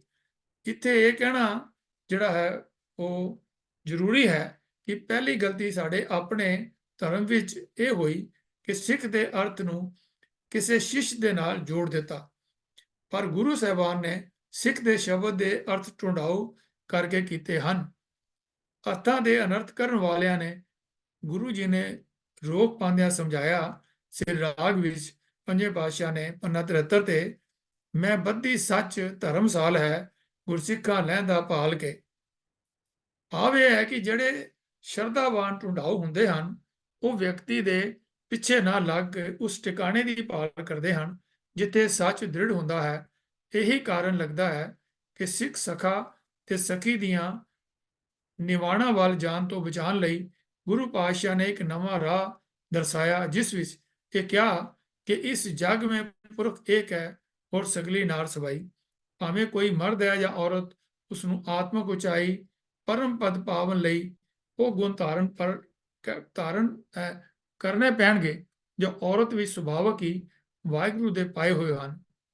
ਉਹਨਾਂ ਗੁਣਾਂ ਦੀ ਗਿਣਤੀ ਲੰਮੇਰੀ ਹੈ, ਉਸ ਦਾ ਅੰਦਾਜ਼ਾ ਲਗਾਉਣਾ ਕੋਈ ਸਹਿਲ ਨਹੀਂ, ਪਰ ਫਿਰ ਵੀ ਔਰਤ ਨੂੰ 32 ਸੁਲੱਖਣੀ ਕਹਿ ਕੇ ਜਿਹੜਾ ਹੈ ਉਪਚਾਰਿਆ ਤੇ ਸਤਕਾਰਿਆ ਗਿਆ ਹੈ। ਤੋ ਇੱਕ ਨਜ਼ਰ ਮਾਰੀਏ ਤਾਂ ਮਹਾਨ ਕੋਸ਼ ਵਿੱਚ ਆਈਕਾਨ ਸਿੰਘ ਨਾਭਾ ਜੀ ਨੇ ਜੋ 32 ਗੁਣਾਂ ਦਾ ਵਰਣਨ ਕੀਤਾ ਹੈ, ਮੈਂ ਆਪ ਜੀ ਨਾਲ ਸਾਂਝਾ ਕਰਦਾ ਹਾਂ। ਸੁੰਦਰਤਾ, ਸਵੱਛਤਾ, ਲੱਜਾ, ਚਤੁਰਾਈ, ਵਿਦਿਆ, ਪਤੀ ਭਗਤੀ, ਸੇਵਾ, ਦਇਆ, ਸਤਿ, ਪ੍ਰਿਆ ਬਾਣੀ, ਪ੍ਰਸੰਨਤਾ, ਨਿਮਰਤਾ, ਨਿਸ਼ਕਪਟਤਾ, ਏਕਤਾ, ਧੀਰਜ, ਧਰਮ, ਨਿਆਂ, ਸੰਯਮ, ਉਦਾਰਤਾ, ਗੰਭੀਰਤਾ, ਉਦਮ, ਸੂਰਵੀਰਤਾ, ਰਾਗ, ਕਾਵਿ, ਚਿੱਤਰ, ਔਸ਼ਧ, ਰਸੋਈ, ਸਿਉਣ ਦੀ ਕਲਾ, ਪਰੋਣ ਦੀ ਵਿਦਿਆ, ਘਰ ਦੀਆਂ ਵਸਤੂਆਂ ਦਾ ਯਥਾਯੋਗ ਸਿੰਗਾਰਨਾ, ਬਜ਼ੁਰਗਾਂ ਦਾ ਮਾਣ, ਕਾਰਾਏ ਪਰੋਣਿਆਂ ਦਾ ਸਨਮਾਨ ਤੇ ਸੰਤਾਨ ਦਾ ਪਾਲਣਾ। ਇਹਨਾਂ ਗੁਣਾਂ ਵਾਲਾ ਹੀ ਆਤਮਿਕ ਜੀਵ ਸੱਚ ਦੇ ਤੱਤ ਨੂੰ ਆ ਸਕਦਾ ਹੈ। ਉਸ ਵਿੱਚ ਫਿਰ ਇੰਨਾ ਆਤਮਿਕ ਬਲ ਆ ਜਾਂਦਾ ਹੈ ਕਿ ਉਹ ਨਿੱਕੇ ਵੱਡੇ ਨੂੰ ਮਾਰਗ ਦਿਖਾ ਸਕਦਾ ਹੈ। ਔਰਤ ਨੂੰ ਜਿਸਮ ਦਾ ਆਕਾਰ ਦੇ ਰੂਪ ਵਿੱਚ ਗੁਰੂ ਸਾਹਿਬਾਨ ਨੇ ਬਿਲਕੁਲ ਹੀ ਨਹੀਂ ਡਿਠਾ, ਸਿਰਫ ਗੁਣ ਰੂਪ ਵਿੱਚ ਹੀ ਦੇਖਿਆ ਹੈ। ਪਹਿਲਾਂ ਤਾਂ ਉਹਨਾਂ ਗਲਤ ਖਿਆਲਾਂ ਤੋਂ ਚੋਟ ਮਾਰੀ ਜੋ ਕਹਿੰਦੇ ਨਹੀਂ ਸਨ ਥੱਕਦੇ ਕਿ ਇਸਤਰੀ ਮੋਖ ਨੂੰ ਪਾ ਹੀ ਨਹੀਂ ਸਕਦੀ, ਜੋ ਕਹਿੰਦੇ ਸਨ ਕਿ ਔਰਤ ਨੂੰ ਹਰ ਸਮੇਂ ਕਦੇ ਪਿਤਾ ਵਿੱਚ ਫਿਰ ਪਤੀ ਤੋਂ ਪਿੱਛੋਂ ਪੁੱਤਰ ਦੀ ਸੁਰੱਖਿਆ ਦੀ ਲੋੜ ਹੈ। ਉਹਨਾਂ ਨੂੰ ਸਮਝਾਇਆ ਕਿ ਇਸਤਰੀ ਆਪਣੇ ਆਪ ਵੀ ਸੰਪੂਰਨ ਹੈ, ਇਹ ਦੇਵਰ ਜੇਠ ਦੇਣ ਨੂੰ ਦੋਨਾਂ ਨੂੰ ਮਤ ਦੇਣ ਜੋਗੀ ਹੈ। ਜਿਮਰ ਨੇ ਫਿਲਾਸਫੀ ਆਫ ਇੰਡੀਆ ਦੇ ਪੰਨਾ 222-223 ਤੇ ਲਿਖਿਆ ਹੈ ਕਿ ਦਿਗੰਬਰ ਜੈਨੀ ਇਹ ਖੁੱਲੇ ਤੌਰ ਤੇ ਪ੍ਰਚਾਰ ਕਰਦੇ ਹਨ ਕਿ ਇਸਤਰੀ ਰੂਪ ਪ੍ਰਭੂ ਨਾਲ ਇੱਕਮਿਕ ਹੋ ਹੀ ਨਹੀਂ ਸਕਦੀ, ਉਸ ਨੂੰ ਮੁੜ ਕੇ ਪੁਰਸ਼ ਦੇ ਰੂਪ ਵਿੱਚ ਜਨਮ ਲੈਣਾ ਪਵੇਗਾ ਤਾਂ ਕਿਧਰੇ ਜਾ ਕੇ ਪ੍ਰਭੂ ਨੂੰ ਪਾ ਸਕਣ ਯੋਗ ਹੋ ਸਕੇਗੀ। ਯੂਨਾਨ ਦੇ ਫਿਲਾਸਫਰ ਅਰਿਸਟੋਟਲ, ਜਿਹਨੂੰ ਅਰਸਤੂ ਵੀ ਕਹਿੰਦੇ ਹਨ, ਔਰਤ ਨੂੰ ਇੱਕ ਨਾਮੁਕੰਮਲ ਸ਼ੈ ਆਖਦਾ ਹੈ। ਜਿੱਥੇ ਕੁਦਰਤ ਪੁਰਸ਼ ਨੂੰ ਬਣਾਉਣ ਵਿੱਚ ਉਕ ਗਈ, ਉੱਥੇ ਇਸਤਰੀ ਨੇ ਜਨਮ ਲੈ ਲਿਆ। ਗਿੱਟੇ ਵਰਗੇ ਜਰਮਨ ਸੋਚਵਾਨ ਨੇ ਬੜੇ ਜ਼ੋਰ ਨਾਲ ਇਹ ਗੱਲ ਸਾਬਤ ਕਰਨ ਦਾ ਦਾਅਵਾ ਕੀਤਾ ਕਿ ਇਸਤਰੀ ਵਿੱਚ ਰੂਹ ਹੀ ਨਹੀਂ ਹੁੰਦੀ। ਇੰਗਲਿਸਤਾਨ ਦੇ ਸੋਚਵਾਨ ਵੀ ਇਸਤਰੀ ਬਾਰੇ ਆਪਣੇ ਵਿਚਾਰ ਦੇਣ ਤੋਂ ਪਿੱਛੇ ਨਾ ਰਹੇ। ਚੈਸਟਰਫੀਲਡ ਦੀ ਸਮਝ ਵਿੱਚ ਔਰਤਾਂ ਬਾਬਤ ਇਹ ਗੱਲ ਆਈ ਕਿ ਇਸਤਰੀ ਦਾ ਹੋਣਾ ਕੁਦਰਤ ਦੀ ਇੱਕ ਜਿਹੜੀ ਹੈ ਉਹ ਮਜ਼ੇਦਾਰ ਗਲਤੀ ਹੈ, ਐਗਰੀਏਬਲ ਬਲੰਡਰ ਹੈ। ਕੁਝ ਦਾ ਮਤ ਹੈ ਕਿ ਇਸਤਰੀ ਅੱਧੀ ਅਧੂਰੀ ਹੈ। ਇਸਲਾਮ ਵਿੱਚ ਦੋ ਔਰਤਾਂ ਦੀ ਗਵਾਹੀ ਇੱਕ ਮਰਦ ਦੇ ਤੁਲ ਹੈ। ਔਰਤ ਦਾ ਵਿਕਾਸ ਹੋ ਹੀ ਨਹੀਂ ਸਕਦਾ। ਬੁੱਧ ਧਰਮ ਵਿੱਚ ਨਰ ਭਿਕਸ਼ੂ ਨਾਲੋਂ ਉਚੇਰੀ ਜਿਹੜੀ ਹੈ ਸਮਝੀ ਜਾਂਦੀ ਹੈ। ਇੱਥੋਂ ਤੱਕ ਲਿਖਿਆ ਹੈ ਕਿ ਜੇ ਔਰਤ ਨਦੀ ਵਿੱਚ ਗੋਤੇ ਖਾ ਰਹੀ ਹੈ ਤਾਂ ਨਰ ਭਿਕਸ਼ੂ ਉਸ ਨੂੰ ਬਚਾਉਣ ਦਾ ਹੀਲਾ ਤੱਕ ਨਾ ਕਰੇ, ਭਾਵੇਂ ਗੋਤੇ ਖਾਂਦੇ ਉਸਦੀ ਮੌਤ ਹੀ ਕਿਉਂ ਨਾ ਹੋ ਜਾਵੇ। ਰਾਮਾਨੁਜ ਸ਼ੰਕਰ ਦੇਵ ਇਸਤਰੀ ਨੂੰ ਵੈਸ਼ਨਵ ਧਰਮ ਵਿੱਚ ਦਾਖਲ ਹੀ ਨਹੀਂ ਸਨ ਕਰਦੇ। ਹੋਰ ਕੀ ਕਹਿੰਦੇ ਹਨ, ਔਰਤ ਦੁਨੀਆ ਭਰ ਦੀ ਭੱਦੀ ਸ਼ੈ ਹੈ, ਉਸ ਦੀ ਤੱਕਣੀ ਰਿਸ਼ੀ ਤੱਕ ਦਾ ਦਿਲ ਮਚਲਾ ਦਿੰਦੀ ਹੈ, ਆਬਾਦਤ ਨਸ਼ਟ ਕਰ ਦਿੰਦੀ ਹੈ। ਈਸਾਈਆਂ ਵਿੱਚ ਤਾਂ ਹੁਣ ਤੱਕ ਪਾਦਰੀ ਔਰਤ ਨਹੀਂ ਹੋ ਸਕਦੀ। ਗੁਰੂ ਨਾਨਕ ਦੇਵ ਜੀ ਨੇ ਐਸੀਆਂ ਨੂੰ ਕਿਹਾ, ਭਲੇ ਲੋਕੋ, ਇਹ ਤਾਂ ਦੱਸੋ ਕਿ ਤੁਸੀਂ ਰਾਜੇ ਨੂੰ ਤਾਂ ਨਹੀਂ ਕਲੰਕੀ, ਪਰ ਰਾਜੇ ਦੀ ਜਨਨੀ ਨੂੰ ਕਲੰਕਣੀ, ਇਹ ਦੋਹਰਾ ਮਾਪਦੰਡ ਕਿਵੇਂ ਮਲੀਨ ਸੋਚਣੀ ਕਰਕੇ ਬਣਾਇਆ ਹੈ। ਗੁਰੂ ਗ੍ਰੰਥ ਸਾਹਿਬ ਪੜ੍ਹਨ ਵਾਲਾ ਕਦੀ ਇਹਨਾਂ ਸੰਬੋਧਨਾਂ ਨੂੰ ਪੜ੍ਹੇ ਜੋ ਗੁਰੂ ਸਾਹਿਬ ਨੇ ਔਰਤ ਨੂੰ ਉਚਾਰਨ ਵਾਸਤੇ ਕਹੇ, ਤਾਂ ਸਿੱਖ ਘਰ ਵਿੱਚ ਪਦਵੀ ਦਾ ਪਤਾ ਲੱਗ ਜਾਏਗਾ। ਭਗਤ ਨਾਮਦੇਵ ਦਾ ਆਪਣੀ ਪਤਨੀ ਨੂੰ ਘਰ ਕੀ ਗਹਿਣ ਕਹਿਣਾ ਔਰ ਇਹ ਕਹਿਣਾ ਕਿ ਘਰ ਕੀ ਗਹਿਣ ਚੰਗੀ, ਔਰ ਕਹਿਣਾ ਗੁਰੂ ਨਾਨਕ ਸਾਹਿਬ ਦਾ ਪਾਰਜਾਤ ਘਰ ਆਂਗਣ ਮੇਰੇ ਬੁਲਾਉਣਾ, ਬਲਵੰਡ ਜੀ ਦਾ ਰਾਮਕਲੀ ਕੀ ਰਾਗ ਵਿੱਚ ਮਾਤਾ ਖੀਵੀ ਨੂੰ ਨੇਕ ਜਨ ਆਖਣਾ, ਇਸ ਪਾਸੇ ਦੀਆਂ ਖਾਸ ਉਦਾਹਰਨਾਂ ਹਨ। ਜਿਸ ਵੇਲੇ ਔਰਤ ਆਪਣੇ ਦਰਜੇ ਤੋਂ ਹੇਠਾਂ ਡਿੱਗਦੀ ਹੈ ਤਾਂ ਉਸ ਵੇਲੇ ਦੇ ਕੀਤੇ ਸੰਬੋਧਨ ਵੀ ਦੱਸਦੇ ਹਨ ਕਿ ਗੁਰੂ ਮਹਾਰਾਜ ਇਸ ਨੂੰ ਉੱਚੇ ਦਰਜੇ ਤੋਂ ਡਿੱਗਾ ਦੇਖ ਕਿਤਨੇ ਪਰੇਸ਼ਾਨ ਹੁੰਦੇ ਹਨ। ਕੁਚੱਜੀ, ਗਰਭ ਗਹਿਲੜੀ, ਮੋਈਏ, ਹਰਨਾਖੀਏ ਤੇ ਦੁਹਾਗਨ, ਇਸ ਪਾਸੇ ਦੇ ਕੁਝ ਸੰਕੇਤ ਜਿਹੜੇ ਹਨ ਗੁਰਬਾਣੀ ਵਿੱਚ ਮਿਲਦੇ ਹਨ। ਇੱਕ ਥਾਂ ਤੱਕ ਤਾਂ ਕਹਿੰਦੇ ਹਨ ਕਿ ਮੇਰੇ ਕੋਲੋਂ ਇਹ ਬਰਦਾਸ਼ਤ ਨਹੀਂ ਹੁੰਦਾ ਕਿ ਕੋਈ ਨਾਰ ਕੁਨਾਰ ਬਣੇ, ਔਰਤ ਹੋ ਕੇ ਅਨਵੂਮਨ ਲਾਈਕ ਵਾਲੇ ਕੰਮ ਕਰੇ। ਪਦਵੀ ਮਿਥਨ ਵੇਲੇ ਇੱਕ ਗੱਲ ਦਾ ਹੋਰ ਚੇਤਾ ਰੱਖਣਾ ਪਵੇਗਾ ਕਿ ਸਾਰੇ ਸਮਾਜਿਕ ਰਿਸ਼ਤਿਆਂ ਦਾ ਸਰੋਤ ਗੁਰੂ ਨਾਨਕ ਪਾਤਸ਼ਾਹ ਜੀ ਔਰਤ ਨੂੰ ਹੀ ਮੰਨਦੇ ਹਨ। ਬੜੇ ਧਿਆਨ ਨਾਲ ਆਸਾ ਦੀ ਵਾਰ ਦੀ ਉਹ ਪੌੜੀ ਪੜ੍ਹਨ ਵਾਲੀ ਹੈ, ਜਿਸ ਵਿੱਚ ਉਹ ਫਰਮਾਉਂਦੇ ਹਨ, ਜਿਵੇਂ ਉੱਪਰ ਅਸੀਂ ਗੱਲ ਕੀਤੀ ਹੈ, ਕਿ ਔਰਤ ਤੋਂ ਭੰਡ ਤੋਂ ਹੀ ਉਪਜਿਆ ਹੈ ਮਰਦ, ਇਸ ਭਾਂਡੇ ਵਿੱਚ ਹੀ ਭੰਡ ਵਿੱਚ ਹੀ ਇਹ ਨਿਮਿਆ ਹੈ। ਮਰਦ ਨਾਲ ਇਸ ਦੀ ਮੰਗਣੀ ਹੋਈ ਹੈ ਤੇ ਫਿਰ ਵਿਆਹ ਹੋਇਆ ਹੈ ਤੇ ਸਮਾਜ ਵਿੱਚ ਵਿਚਰਨ ਦਾ ਵੱਲ ਇਸੇ ਨੇ ਸਿਖਾਇਆ ਹੈ। ਨਵੀਂ ਪੀੜ੍ਹੀ ਨੇ ਇਸ ਤੋਂ ਹੀ ਸਿੱਖਿਆ ਲਈ। ਔਰਤ ਕਰਕੇ ਹੀ ਤਾਂ ਮਰਦ ਸੰਜਮਧਾਰੀ ਡਿਸਪਲਿਨ ਹੁੰਦਾ ਹੈ। ਕਿਉਂ ਨਿੰਦੇ ਹੋ ਉਸ ਨੂੰ ਜਿਸ ਤੋਂ ਉਹ ਰਾਜਾ ਪੈਦਾ ਹੋਏ, ਜਿਸ ਨੂੰ ਤੁਸੀਂ ਨੇਕਲੰਕੀ ਕਹਿੰਦੇ ਹੋ?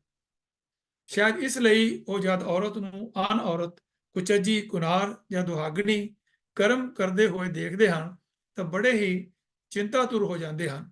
ਉਸ ਵੇਲੇ ਉਸ ਨੂੰ ਔਰਤ ਨਹੀਂ ਕਹਿੰਦੇ, ਰਨ ਕਹਿੰਦੇ ਹਨ, ਕਿਉਂਕਿ ਔਰਤ ਤਾਂ ਉਹ ਹੈ ਜਿਸ ਵਿੱਚ ਚੱਜ ਹੈ, ਆਚਾਰ ਹੈ, ਸੋਚ ਹੈ, ਆਤਮਕ ਹੁਲਾਰਾ ਦੇਣ ਦੀ ਸ਼ਕਤੀ ਹੈ, ਸੂਖਮ ਹੈ, ਪਕੜ ਨਹੀਂ, ਪਦਾਰਥਾਂ ਦਾ ਧਿਆਨ ਨਹੀਂ, ਪਦਾਰਥਵਾਦੀ ਨਹੀਂ। ਜੋ ਨਿਰੋਲ ਪਦਾਰਥਾਂ ਵੱਲ ਦੇਖਣ ਲੱਗ ਪਵੇ ਜਾਂ ਸਿਰਫ ਬੌਧਿਕ ਪੱਧਰ ਤੇ ਹੀ ਰਹਿ ਜਾਵੇ ਤਾਂ ਉਸ ਦੇ ਨੇੜੇ ਰਹਿਣ ਵਾਲਾ ਪੁਰਖ ਸਯਾਦ ਬਣ ਜਾਏਗਾ। ਨਿਰਾ ਸਯਾਦ ਬੁੱਚੜ ਹੀ ਨਹੀਂ, ਸਗੋਂ ਜਿਨ੍ਹਾਂ ਸਹਾਰੇ ਸਮਾਜ ਖੜਾ ਹੋਇਆ ਹੈ ਉਹ ਸਾਰਾ ਢਾਂਚਾ ਹੀ ਖੇਰੂ ਖੇਰੂ ਹੋ ਜਾਵੇਗਾ। ਸੀਲ, ਸੁਚ, ਸੰਜਮ ਤੇ ਸੱਚ ਸਾਰੇ ਹੀ ਗ੍ਰਹਿ ਵਿੱਚੋਂ ਨਿਕਲ ਜਾਣਗੇ ਅਤੇ ਜ਼ਿੰਦਗੀ ਜਿਉਣ ਜੋਗੀ ਨਹੀਂ ਰਹੇਗੀ। ਰੰਨਾਂ ਹੋਈਆਂ ਬੋਧੀਆਂ, ਪੁਰਸ਼ ਹੋਏ ਸਯਾਦ, ਸੀਲ, ਸੰਜਮ, ਸੁਚ ਭੰਨੀ, ਖਾਣਾ ਖਾਜ ਆਹਾਜ, ਸ਼ਰਮ ਗਿਆ ਘਰ ਆਪਣੇ, ਅਤ ਉੱਠ ਚੱਲੀ ਨਾਲ। ਸਾਰੰਗੀ ਵਾਰ ਮਹਲਾ ਚੌਥਾ, ਸ਼ਲੋਕ ਮਹਲਾ ਪਹਿਲਾ, ਪੰਨਾ 1242-43। ਔਰਤ ਨੂੰ ਗੁਰੂ ਪਾਤਸ਼ਾਹ ਨੇ ਜਿਸ ਵੇਲੇ ਮਾਂ, ਭੈਣ, ਪਤਨੀ, ਧੀ ਦੇ ਰਿਸ਼ਤਿਆਂ ਵਿੱਚ ਵੇਖਿਆ ਤਦ ਹੀ ਇਸ ਨੂੰ ਕਿਸੇ ਤੇ ਨਿਰਭਰ ਹੋ ਕੇ ਨਹੀਂ, ਸਗੋਂ ਆਪਣਾ ਨਿਵੇਕਲਾ ਸਟੇਟਸ ਵੀ ਦੱਸਿਆ। ਔਰ ਗੁਰਬਾਣੀ ਵਿੱਚ ਜਿੱਥੇ ਕੁਚੱਜੀ ਦੀ ਗੱਲ ਕੀਤੀ ਹੈ ਉੱਥੇ ਸੁਚੱਜੀ ਦੀ ਵੀ ਗੱਲ ਕੀਤੀ ਹੈ। ਗੁਰਬਿਲਾਸ ਪਾਤਸ਼ਾਹ 6ਵੀਂ ਵਿੱਚ ਇੱਕ ਸਾਖੀ ਹੈ। ਜਦ ਬਾਬਾ ਗੁਰਦਿੱਤਾ ਜੀ ਦਾ ਜਨਮ ਹੋਇਆ ਤਾਂ ਮਾਤਾ ਗੰਗਾ ਜੀ ਨੇ ਅਸੀਸ ਦਿੰਦੇ ਹੋਏ ਗੁਰੂ ਹਰਗੋਬਿੰਦ ਸਾਹਿਬ ਜੀ ਨੂੰ ਕਿਹਾ, ਜੋੜੀ ਰਲੇ। ਤਾਂ ਉਸ ਵੇਲੇ ਮੇਰੀ ਪੀਰੀ ਦੇ ਮਾਲਕ ਨੇ ਕਿਹਾ, ਮਾਂ ਬੇਟੇ ਤਾਂ 5 ਹੋਣਗੇ, ਪਰ ਅਸੀਂ ਦੇਣੀ ਤਾਂ ਅਸੀਸ ਦੇਣੀ ਹੈ ਤਾਂ ਇਹ ਦਿਓ ਕਿ ਸੀਲ ਖਾਨ ਕੰਨਿਆ ਇੱਕ ਹੋਵੇ, ਨਹੀਂ ਤਾਂ ਮਾਂ ਗ੍ਰਸਤ ਵਿਗੋਵੇ। ਇੱਥੋਂ ਇਹ ਪ੍ਰਤੀਤ ਹੋਇਆ ਕਿ ਧੀ ਲੜਕੀ ਦਾ ਰੋਲ ਸਾਡੇ ਘਰ ਕੀ ਹੈ। ਜਿਸ ਘਰ ਬੱਚੀ ਨਹੀਂ ਉੱਥੇ ਨਾ ਕਲਚਰ ਹੈ ਨਾ ਸਭਿਅਤਾ ਹੈ। ਸੁਹਜ, ਸੁਵਾਦ, ਐਸਥੈਟਿਕ ਸੈਂਸ ਤਾਂ ਹੋ ਹੀ ਨਹੀਂ ਸਕਦੀ। ਖੌਂ ਖੌਂ ਕਰਦਾ ਰਵੇਗਾ ਸਮੁੱਚਾ ਘਰ। ਨਜ਼ਰ ਦੀ ਗਿੱਧ ਵਲਚਰ ਵਾਲੀ ਹੋ ਜਾਏਗੀ, ਪਰ ਬੇਟੀ ਬਾਬਲ ਦੇ ਘਰ ਜੋ ਖੁੱਲ੍ਹ ਮਹਿਸੂਸ ਕਰਦੀ ਹੈ ਉਸ ਦਾ ਵੀ ਕੋਈ ਅੰਤ ਨਹੀਂ। ਰਾਮਕਲੀ ਮਹਲਾ ਪਹਿਲਾ ਦੱਖਣੀ ਓਂਕਾਰ ਵਿੱਚ ਪੰਨਾ 935 ਦੇ ਉੱਪਰ ਇਹ ਬੋਲ ਹਨ, ਬਾਬੁਲ ਕਹਿ ਕਰ ਬੇਟਲੀ ਬਾਲੀ ਬਾਲੇ ਨੇ। ਗੁਰਬਾਣੀ ਵਿੱਚ ਮਾਤ ਪਿਤਾ ਮਤ ਮਾਤਾ ਪਿਤਾ ਸੰਤੋਖ ਕਹੇ ਜਾਣ ਦਾ ਭਾਵ ਵੀ ਇਹ ਸੀ ਕਿ ਸਿੱਖਿਆ ਦਾਤੀ ਕੇਵਲ ਮਾਂ ਹੀ ਹੋ ਸਕਦੀ ਹੈ।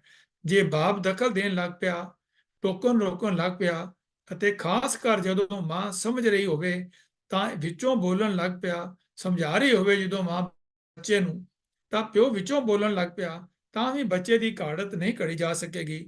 ਪਿਤਾ ਨੇ ਸੰਤੋਖ ਰੱਖਣਾ ਹੈ।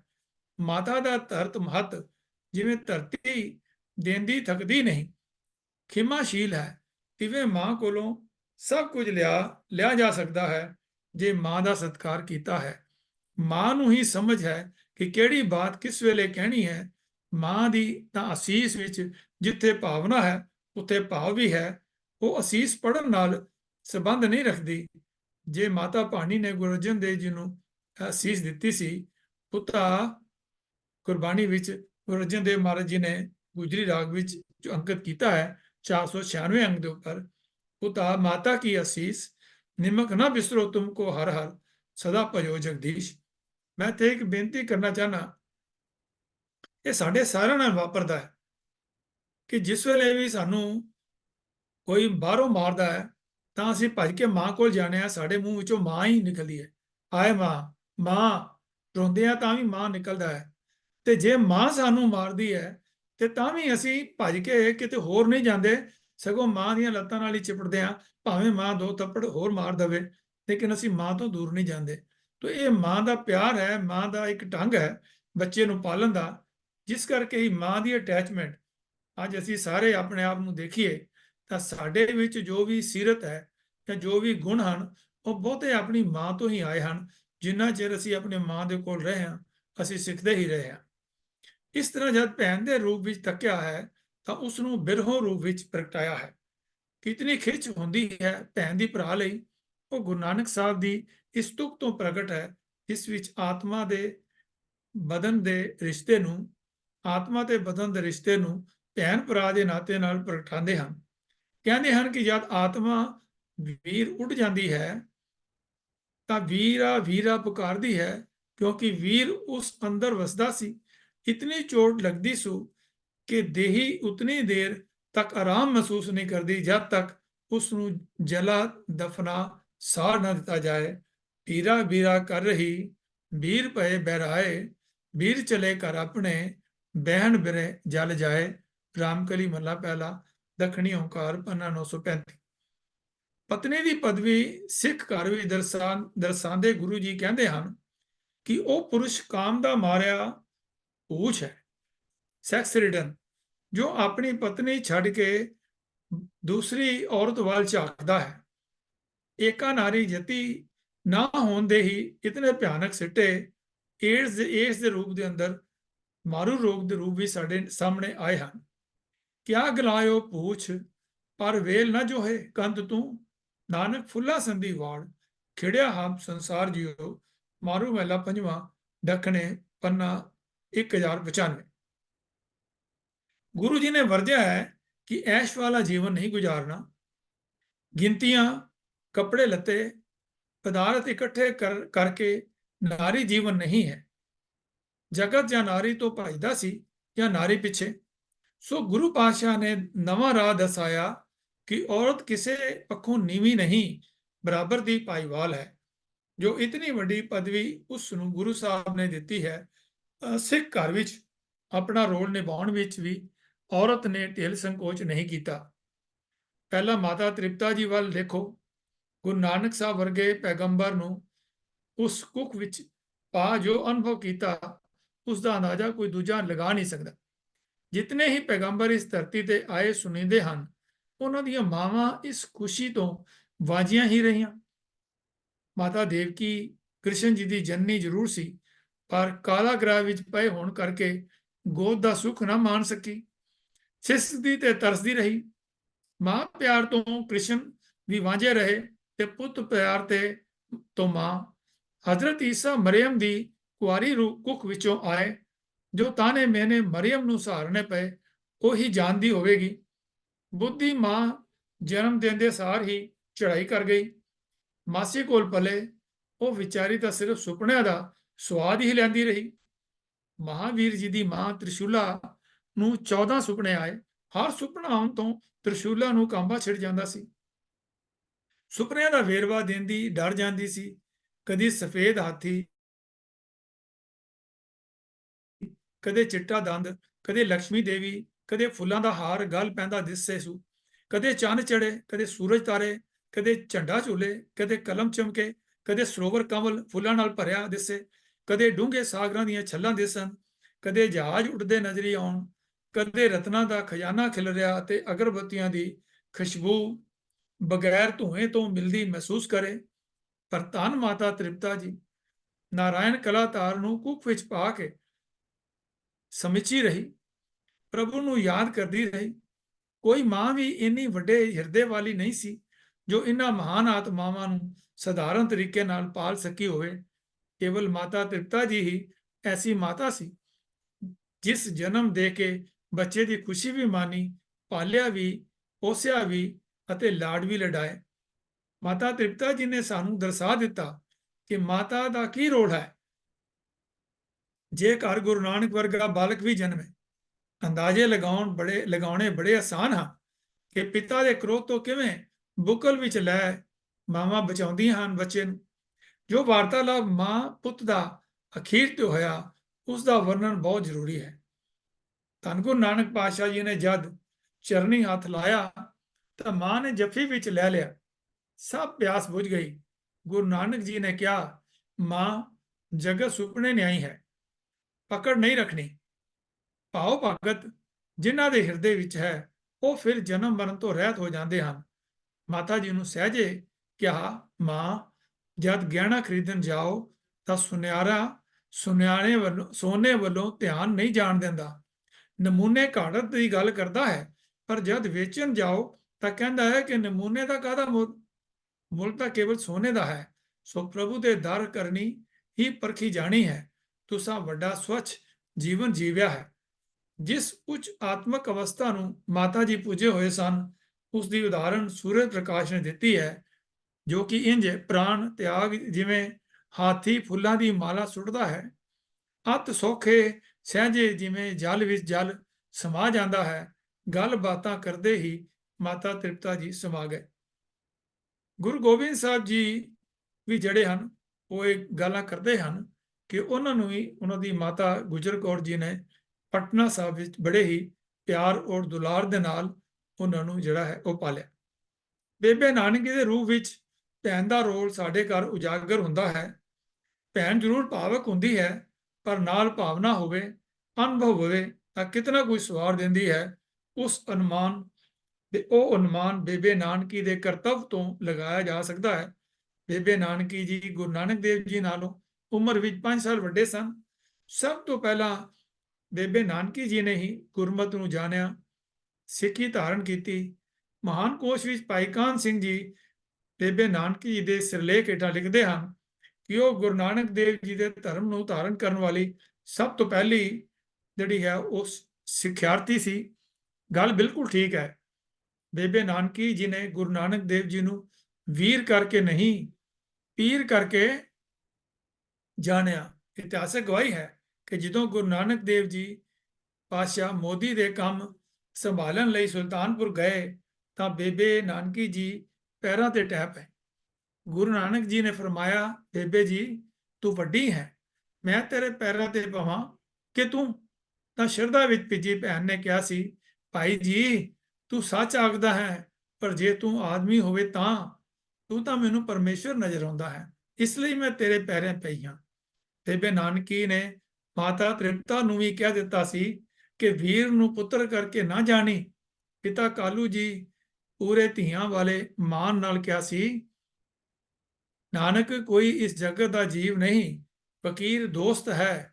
ਗੁਰੂ ਨਾਨਕ ਜੀ ਦੀ ਭੈਣ ਦੇ ਹਰ ਹੁੰਗਾਰੇ ਤੇ ਹਾਂ ਕਰ ਦਿੰਦੇ ਹਨ। ਉਹ ਕਿਆ ਕਰਦੇ, ਬੇਬੇ ਜੀ, ਤੂੰ ਆਖੇਂਗੀ ਸੋ ਮੈਂ ਮੰਨਾਂਗਾ, ਤੂੰ ਮੇਰੀ ਵੱਡੀ ਭੈਣ ਹੈ। ਫਿਰ ਜਦ ਗੁਰੂ ਨਾਨਕ ਦੇਵ ਜੀ ਜਗਤ ਜਲੰਧਰ ਨੂੰ ਠੰਡ ਪਾਉਣ ਸੁਲਤਾਨਪੁਰ ਤੋਂ ਟੁਰੇ ਤਾਂ ਭੈਣ ਨਾਨਕੀ ਜੀ ਕੋਲੋਂ 1 ਰੁਪਇਆ ਲੈ ਕੇ ਫਿਰੰਦੇ ਪਾਸੋਂ ਰਬਾਬ ਬਣਵਾ ਕੇ ਭਾਈ ਮਰਦਾਨਾ ਜੀ ਨੂੰ ਦਿੱਤੀ ਤਾਂ ਕਿ ਭੈਣ ਦੀ ਮਿੱਠੀ ਯਾਦ ਸਦਾ ਨਾਲ ਰਹੇ। ਟੁਰਨ ਵੇਲੇ ਗੁਰੂ ਨਾਨਕ ਜੀ ਨੇ ਫਰਮਾਇਆ ਸੀ, ਬੇਬੇ ਜੀ, ਤੁਸੀਂ ਖਾਤਰ ਜਮਾ ਰੱਖੋ, ਜਿਸ ਵੇਲੇ ਤੁਸੀਂ ਯਾਦ ਕਰੋਗੇ ਤਿਤ ਵੇਲੇ ਤੁਸਾਂ ਪਾਸ ਆਏ ਹਾਜ਼ਰ ਹੋ ਸਾਂ। ਬੇਬੇ ਨਾਨਕੀ ਦਾ ਰੋਲ ਉਸ ਵਕਤ ਹੋਰ ਸਪਸ਼ਟ ਹੋ ਜਾਂਦਾ ਹੈ ਜਦ ਵੀਰ ਲਈ ਉਸਨੇ ਕਈ ਮਿਹਨੇ ਤਾਹਨੇ ਵੀ ਸਹਾਰਨੇ ਪੈਂਦੇ ਸਨ, ਪਰ ਮਜਾਲ ਕੀ ਉਹਨਾਂ ਸਾਹਮਣੇ ਕੋਈ ਗੁਰ ਨਿੰਦਿਆ ਕਰ ਸਕੇ। ਸੁਲਤਾਨਪੁਰ ਮੋਦੀ ਦਾ ਕੰਮ ਕਰਦੇ ਜਦ ਵੀਰ ਨੂੰ ਕੋਈ ਸਾਲ ਹੋ ਗਏ ਤਾਂ ਇੱਕ ਵਾਰੀ ਗੁਰੂ ਮਹਾਰਾਜ ਦੀ ਸੱਸ ਬੀਬੀ ਚੰਦੋ ਨੇ ਆ ਕੇ ਖੂਬ ਜਲੀਆਂ ਕਟੀਆਂ ਸੁਣਾਈਆਂ ਅਤੇ ਉਹ ਇੱਥੋਂ ਤੱਕ ਆ ਗਈ ਕਿ ਉਸ ਦੀ ਧੀ ਸੁਲੱਖਣੀ ਦਾ ਰੱਤਾ ਵੀ ਕੱਪੜੇ ਲੱਤੇ ਦਾ ਧਿਆਨ ਨਹੀਂ ਰੱਖਿਆ ਜਾਂਦਾ। ਉਹ ਵੀ ਆਪਣੇ ਵੀਰ ਨੂੰ ਸਮਝਾਏ। ਜੋ ਉੱਤਰ ਬੇਬੇ ਨਾਨਕੀ ਜੀ ਨੇ ਚੰਦੋ ਨੂੰ ਦਿੱਤਾ, ਉਸ ਤੋਂ ਉਹਨਾਂ ਦਾ ਵੀਰ ਪਿਆਰ ਡਲਕਾ ਮਾਰਦਾ ਹੈ। ਪਰ ਨਾਲ ਹੀ ਗੁਰੂ ਨਾਨਕ ਦੇਵ ਜੀ ਦੀ ਸ਼ਖਸੀਅਤ ਦਾ ਇੱਕ ਹੋਰ ਨਿਰਾਲੀ ਤਸਵੀਰ ਉੱਭਰ ਕੇ ਸਾਹਮਣੇ ਹੁੰਦੀ ਹੈ। ਬੇਬੇ ਨਾਨਕੀ ਜੀ ਨੇ ਕਿਹਾ, ਸੁਣ ਮਾਸੀ, ਮੈਂ ਭਿਰਾਓ ਤਾਈਂ ਕੀ ਸਮਝਾਵਾਂ। ਭਿਰਾਓ ਮੇਰਾ ਚੋਰ ਨਹੀਂ, ਯਾਰ ਨਹੀਂ, ਜੁਆਰੀ ਨਹੀਂ, ਕੋਈ ਬੁਰਾ ਕੰਮ ਨਹੀਂ ਕਰਦਾ। ਮੈਂ ਉਸ ਨੂੰ ਕੀ ਸਮਝਾਵਾਂ। ਉਹ ਦਾਨ ਪੁੰਨ ਕਰਦਾ ਹੈ, ਨੰਗੇ ਭੁੱਖੇ ਨੂੰ ਦਿੰਦਾ ਹੈ ਤਾਂ ਆਪਣੀ ਖੱਟੀ ਕਮਾਈ ਵਿੱਚੋਂ ਕਰਦਾ ਹੈ। ਮੈਂ ਕੀ ਸਮਝਾਵਾਂ। ਆਪਣੀ ਕਮਾਈ ਵਿੱਚ ਭਾਵੇਂ ਜੋ ਕਰੇ ਸੋ ਕਰੇ। ਮਾਸੀ, ਤੁਸੀਂ ਉਲਾਮੇ ਤਾਂ ਦਿਓ, ਜੇ ਤੁਹਾਡੀ ਧੀ ਨੰਗੀ ਭੁੱਖੀ ਰਹਿੰਦੀ ਹੋਵੇ, ਤੁਸੀਂ ਤਾਂ ਆਖੋ ਸਾਡੇ ਮੂੰਹੋਂ ਸਵਾਦ ਨਹੀਂ ਦਿੰਦਾ, ਅਸੀਂ ਇਸ ਮੂੰਹੋਂ ਕੋਈ ਆਖੀਏ। ਤੂੰ ਸੁਣ ਮਾਸੀ, ਗਹਿਣੇ ਦੀ ਜਾਏ ਗਹਿਣਾ ਹੈ, ਕੱਪੜੇ ਦੀ ਜਾਏ ਕੱਪੜਾ ਹੈ, ਅੰਨ ਦੀ ਜਾਏ ਅੰਨ ਹੈ, ਅਤੇ ਅਸਤ ਅਸਤ ਕਰਦੀ ਰਹਿੰਦੀ ਹੈ, ਅਤੇ ਭਾਬੀ ਬਿਨਾ ਮੈਂ ਇਸ ਮੂੰਹੋਂ ਕਦੇ ਸੱਦਿਆ ਹੀ ਨਹੀਂ। ਔਰਤ ਦਾ ਰੋਲ ਤਾਂ ਉਸ ਵਕਤ ਹੀ ਸਪਸ਼ਟ ਹੋ ਜਾਂਦਾ ਹੈ ਜਾਂ ਕਿ ਇੱਕ ਔਰਤ ਭਾਵੇਂ ਉਹ ਭੈਣ ਹੈ, ਪਰ ਦੂਜੀ ਔਰਤ ਨੂੰ ਭਾਵੇਂ ਉਹ ਭਰਾ ਦੀ ਸੱਸ ਹੈ, ਉਸ ਨੂੰ ਕਿਵੇਂ ਸਮਝਾਉਂਦੀ ਹੈ। ਭਰਾ ਦਾ ਪਿਆਰ ਭੈਣ ਲਈ ਅਨੋਖਾ ਹੈ। ਜਦ ਗੁਰੂ ਨਾਨਕ ਦੇਵ ਜੀ ਨੇ ਭਾਈ ਜੈ ਰਾਮ ਜੀ ਨੂੰ ਕਿਹਾ, ਜੀਜਾ ਜੀ ਕੁਝ ਕਿਰਤ ਹੋਵੇ ਤਾਂ ਭਲਾ ਹੋਵੇ, ਇਹ ਸੁਣਦੇ ਸਾਰ ਪਿਆਰ ਰਤੀ ਭੈਣ ਨੇ ਕਿਹਾ, ਵੀਰ ਨੂੰ ਪਰਮੇਸ਼ਰ ਦਾ ਰੂਪ ਹੈ। ਵੀਰ ਤੂੰ ਪਰਮੇਸ਼ਰ ਰੂਪ ਹੈ, ਜਿਹਾ ਰੁੱਖਾ ਲੂਣਾ ਟੁੱਕਰ ਹੈ, ਤਿਹਾ ਬੈਠ ਖਾ। ਤੂੰ ਇਹਨਾਂ ਜੰਜਾਲਾਂ ਵਿੱਚ ਨਾ ਪਾਓ, ਤੂੰ ਇਹਨਾਂ ਜੰਜਾਲਾਂ ਲਾਇਕ ਨਹੀਂ। ਗੁਰੂ ਨਾਨਕ ਜੀ ਨੇ ਮੋੜਵੀਂ ਗੱਲ ਕਰਦੇ ਕਿਹਾ, ਬੇਬੇ ਜੀ ਕਿਰਤ ਕਰ ਖਾਈਏ ਤਾਂ ਦੇਹੀ ਪਵਿੱਤਰ ਹੋਏ। ਇਸ ਤਰ੍ਹਾਂ ਭੈਣ ਨੂੰ ਜੋ ਸਮਝਾਇਆ, ਭੈਣ ਨੇ ਵੀ ਅੱਗੋਂ ਪੂਰਾ ਮਾਨ ਰੱਖਿਆ। ਭਾਈ ਜੈ ਰਾਮ ਜੀ ਜਦ ਨਾਨਕੀ ਨੂੰ ਕਿਹਾ, ਤੂੰ ਨਾਨਕ ਦੀ ਭੈਣ ਹੈ, ਤੇਰੇ ਵਿੱਚ ਉਸ ਦਾ ਅੰਸ਼ ਹੈ, ਤੂੰ ਧਨ ਹੈ, ਪਰ ਥੋੜਾ ਥੋੜਾ ਅਸੀਂ ਵੀ ਧਨ ਹਾਂ, ਜਿਨ੍ਹਾਂ ਦਾ ਸੰਬੰਧ ਸਾਡੇ ਨਾਲ ਹੋਇਆ ਹੈ। ਨਾਨਕੀ ਦਾ ਕਿਤਨਾ ਪ੍ਰਭਾਵ ਨੇੜੇ ਹੋਏ ਤੋਂ ਪੈਂਦਾ ਹੈ। ਤੋ ਮੈਂ ਅੱਜ ਇੱਥੇ ਹੀ ਇਸ ਵਿਚਾਰ ਨੂੰ ਸਮਾਪਤ ਕਰਦਾ ਹਾਂ। ਅੱਗੋਂ ਅਸੀਂ ਹੋਰ ਜੋ ਇਸਤਰੀਆਂ ਹਨ ਗੁਰੂ ਕਾਲ ਦੀਆਂ, ਉਹਨਾਂ ਬਾਰੇ ਵੀ ਆਪ ਜੀ ਨਾਲ ਵਿਚਾਰ ਸਾਂਝੇ ਕਰਾਂਗੇ। ਤੋ ਵਿਚਾਰ ਕਰਦਿਆਂ ਹੋਈਆਂ ਅਨੇਕਾਂ ਭੁੱਲਾਂ ਦੀ ਆਪ ਪਾਸੋਂ ਹੱਥ ਜੋੜ ਕੇ ਖਿਮਾ ਮੰਗਦਾ ਹਾਂ। ਆਓ ਗੱਜ ਕੇ ਫਤਿਹ ਬੁਲਾਈਏ। ਵਾਹਿਗੁਰੂ ਜੀ ਕਾ ਖਾਲਸਾ, ਵਾਹਿਗੁਰੂ ਜੀ ਕੀ ਫਤਿਹ। ਵਾਹਿਗੁਰੂ ਜੀ ਕਾ ਖਾਲਸਾ, ਵਾਹਿਗੁਰੂ ਜੀ ਕੀ ਫਤਿਹ। ਬਹੁਤ ਧੰਨਵਾਦ ਵੀਰ ਤੇਜਿੰਦਰ ਸਿੰਘ ਜੀ ਆਪ ਜੀ ਦਾ। ਇਹ ਘਟਨਾ ਮੈਂ ਪ੍ਰੋਫੈਸਰ ਪੂਰਨ ਸਿੰਘ ਜੀ ਨੇ ਇੱਕ ਕਿਤਾਬ ਲਿਖੀ ਹੈ ਦ ਟੈਂਪਰ ਟਿਊਲਿਪਸ, ਉਹਦਾ ਕਿ ਸਬਜੈਕਟ ਹੈ ਦੀ ਸਿੱਖ ਮਦਰਸ ਯੂ ਨੋ। ਉਹ 'ਚ ਇੱਕ ਘਟਨਾ ਦਿੱਤੀ ਹੈ। ਮੈਂ ਸਿਰਫ ਬੀਬੀਆਂ ਦੇ ਯੋਗਦਾਨ ਦੀ ਸਿਰਫ ਗੱਲ ਛੋਟੀ ਜੀ ਕਰ ਰਿਹਾ। ਕਹਿੰਦੇ ਨੇ, ਉਹ ਲਿਖਦੇ ਨੇ ਵੀ ਇੱਕ ਦਿਨ ਅੰਮ੍ਰਿਤ ਵੇਲੇ ਪਟੋਪੋ ਬਟਾਲੇ ਦਾ ਸਮਾਂ, ਇੱਕ ਸਿੱਖ ਮਾਂ ਦਰਬਾਰ ਸਾਹਿਬ ਅੰਮ੍ਰਿਤਸਰ ਜਾ ਰਹੀ ਸੀ। ਦੀਵਾਨ ਕੌੜਾ ਮੱਲ ਉਸ ਸਮੇਂ ਲਾਹੌਰ ਦੇ ਵਿੱਚ ਵਿੱਤ ਮੰਤਰੀ ਸੀ। ਉਹਨੇ ਉਹਨੂੰ ਸਵਾਲ ਕੀਤਾ, ਕਿੱਥੇ ਜਾ ਰਹੀ ਹੈ? ਬੀਬੀ ਨੇ ਜਵਾਬ ਦਿੱਤਾ, ਜੀ ਗੁਰੂ ਘਰ ਦਰਬਾਰ ਸਾਹਿਬ ਜਾ ਰਹੀ ਹਾਂ। ਇੱਥੇ ਅੱਜ ਬਹੁਤ ਸੰਗਤ ਨੇ ਆਉਣਾ ਹੈ ਤੇ ਮੈਂ ਆਪਣੇ ਬੱਚੇ ਨਾਲ ਉਸ ਸਤ ਸੰਗਤ ਰੂਪੀ ਸਾਗਰ ਵਿੱਚ ਅੱਜ ਚੁੱਭੀਆਂ ਲਾਉਣੀਆਂ ਹਨ। ਦੀਵਾਨ ਕੌੜਾ ਮੱਲ ਨੇ ਉਹਨੂੰ ਅੱਗੋਂ ਜਵਾਬ ਦਿੱਤਾ, ਦੱਸਿਆ ਵੀ ਅੱਜ ਖਾਲਸੇ ਨਾਲ ਬਹੁਤ ਵੱਡਾ ਧੋਖਾ ਹੋ ਰਿਹਾ ਹੈ। ਖਾਲਸੇ ਦੇ ਨਾਲ ਬਹੁਤ ਵੱਡਾ ਧੋਖਾ ਹੋ ਰਿਹਾ ਹੈ। ਸ਼ਾਹੀ ਹੁਕਮਾਂ ਦੇ ਅਨੁਸਾਰ ਅੱਜ ਜੋ ਵੀ ਦਰਬਾਰ ਸਾਹਿਬ ਆਏਗਾ, ਉਹਨੂੰ ਮੌਤ ਦੇ ਘਾਟ ਉਤਾਰ ਦਿੱਤਾ ਜਾਏਗਾ। ਤੇ ਇੱਥੇ ਇੱਕ ਨਹੀਂ ਅਨੇਕਾਂ ਹੀ ਸਿੱਖਾਂ ਦੀ ਮੌਤ ਜਿਹੜੀ ਹੈ ਜਾਂ ਸ਼ਹਾਦਤ ਹੈ ਇੱਥੇ ਹੋਣੀ ਹੈ। ਤੇ ਅੱਗੋਂ ਉਹਦੀ ਮਾਂ ਉਸ ਬੀਬੀ ਨੇ ਜਵਾਬ ਦਿੱਤਾ, ਭਲੇ ਪੁਰਖਾ ਫਿਰ ਕੀ ਹੋਇਆ? ਜੇ ਮੇਰਾ ਖੂਨ ਦਰਬਾਰ ਸਾਹਿਬ ਦੇ ਅੰਮ੍ਰਿਤ ਸਰੋਵਰ 'ਚ ਰਲ ਜਾਂਦਾ ਤਾਂ ਕੀ ਇਹ ਮੌਤ ਹੈ? ਦੀਵਾਨਾ ਕੌੜਾ ਮੱਲ ਨੇ ਕਿਹਾ ਵੀ ਮਾਂ ਜੀ ਠੀਕ ਹੈ, ਪਰ ਇਸ ਮਾਸੂਮ ਬੱਚੇ ਦਾ ਤਾਂ ਤਰਸ ਕਰ ਜਿਹੜਾ ਤੇਰੇ ਨਾਲ ਹੈ। ਤੇ ਬੀਬੀ ਅੱਗੋਂ ਕਹਿੰਦੀ, ਇਹ ਦੀਵਾਨ ਮੈਂ ਬੱਚੇ ਦੇ ਤਰਸ ਕਰਦੀ ਹਾਂ, ਇਸ ਲਈ ਤੈਨੂੰ ਨਾਲ ਲੈ ਕੇ ਆਈ ਹਾਂ। ਤੈਨੂੰ ਨਹੀਂ ਪਤਾ ਸਾਨੂੰ ਇਸ ਮੌਤ ਵਿੱਚੋਂ ਤਾਂ ਜ਼ਿੰਦਗੀ ਮਿਲਦੀ ਹੈ। ਇਹ ਹੈ ਸਿੱਖ ਬੀਬੀਆਂ ਦਾ ਕਿਰਦਾਰ, ਜਿਹੜਾ ਸਾਨੂੰ ਇਤਿਹਾਸ ਵਿੱਚੋਂ ਮਿਲੇਗਾ ਜਿਵੇਂ ਜਿਵੇਂ ਅਸੀਂ ਇਤਿਹਾਸ ਦੇ ਪੰਨਿਆਂ ਨੂੰ ਖੋਲਾਂਗੇ। ਕਿ ਪ੍ਰੋਫੈਸਰ ਪੂਰਨ ਸਿੰਘ ਜੀ ਨੇ ਆਪਣੀ ਕਿਤਾਬ ਦੇ ਪੇਜ ਨੰਬਰ 70 ਦਾ ਟੈਂਪਰ ਟਿਊਲਿਪਸ ਦੇ ਉੱਤੇ ਉਹਨਾਂ ਦਾ ਚੈਪਟਰ ਹੈ ਦੀ ਸਿੱਖ ਮਦਰਸ ਯੂ ਨੋ, ਤੇ ਉਹਦੇ ਉੱਤੇ ਇਹ ਸਾਰਾ ਮੈਂਸ਼ਨ ਕੀਤਾ। ਇੱਕ ਘਟਨਾ ਉਹਨਾਂ ਨੇ ਹੋਰ ਦਿੱਤੀ ਹੈ, ਉਹਦਾ ਜ਼ਿਕਰ ਅਸੀਂ ਬਾਅਦ 'ਚ ਕਰਾਂਗੇ। ਬਹੁਤ ਧੰਨਵਾਦ ਹੈ ਵੀਰ ਤੇਜਿੰਦਰ ਸਿੰਘ ਜੀ ਆਪ ਜੀ ਦਾ। ਆਪ ਜੀ ਨੇ ਬਹੁਤ ਭੂਮਿਕਾ ਅੱਜ ਬਹੁਤ ਪਿਆਰ ਨਾਲ ਸਾਡੇ ਨਾਲ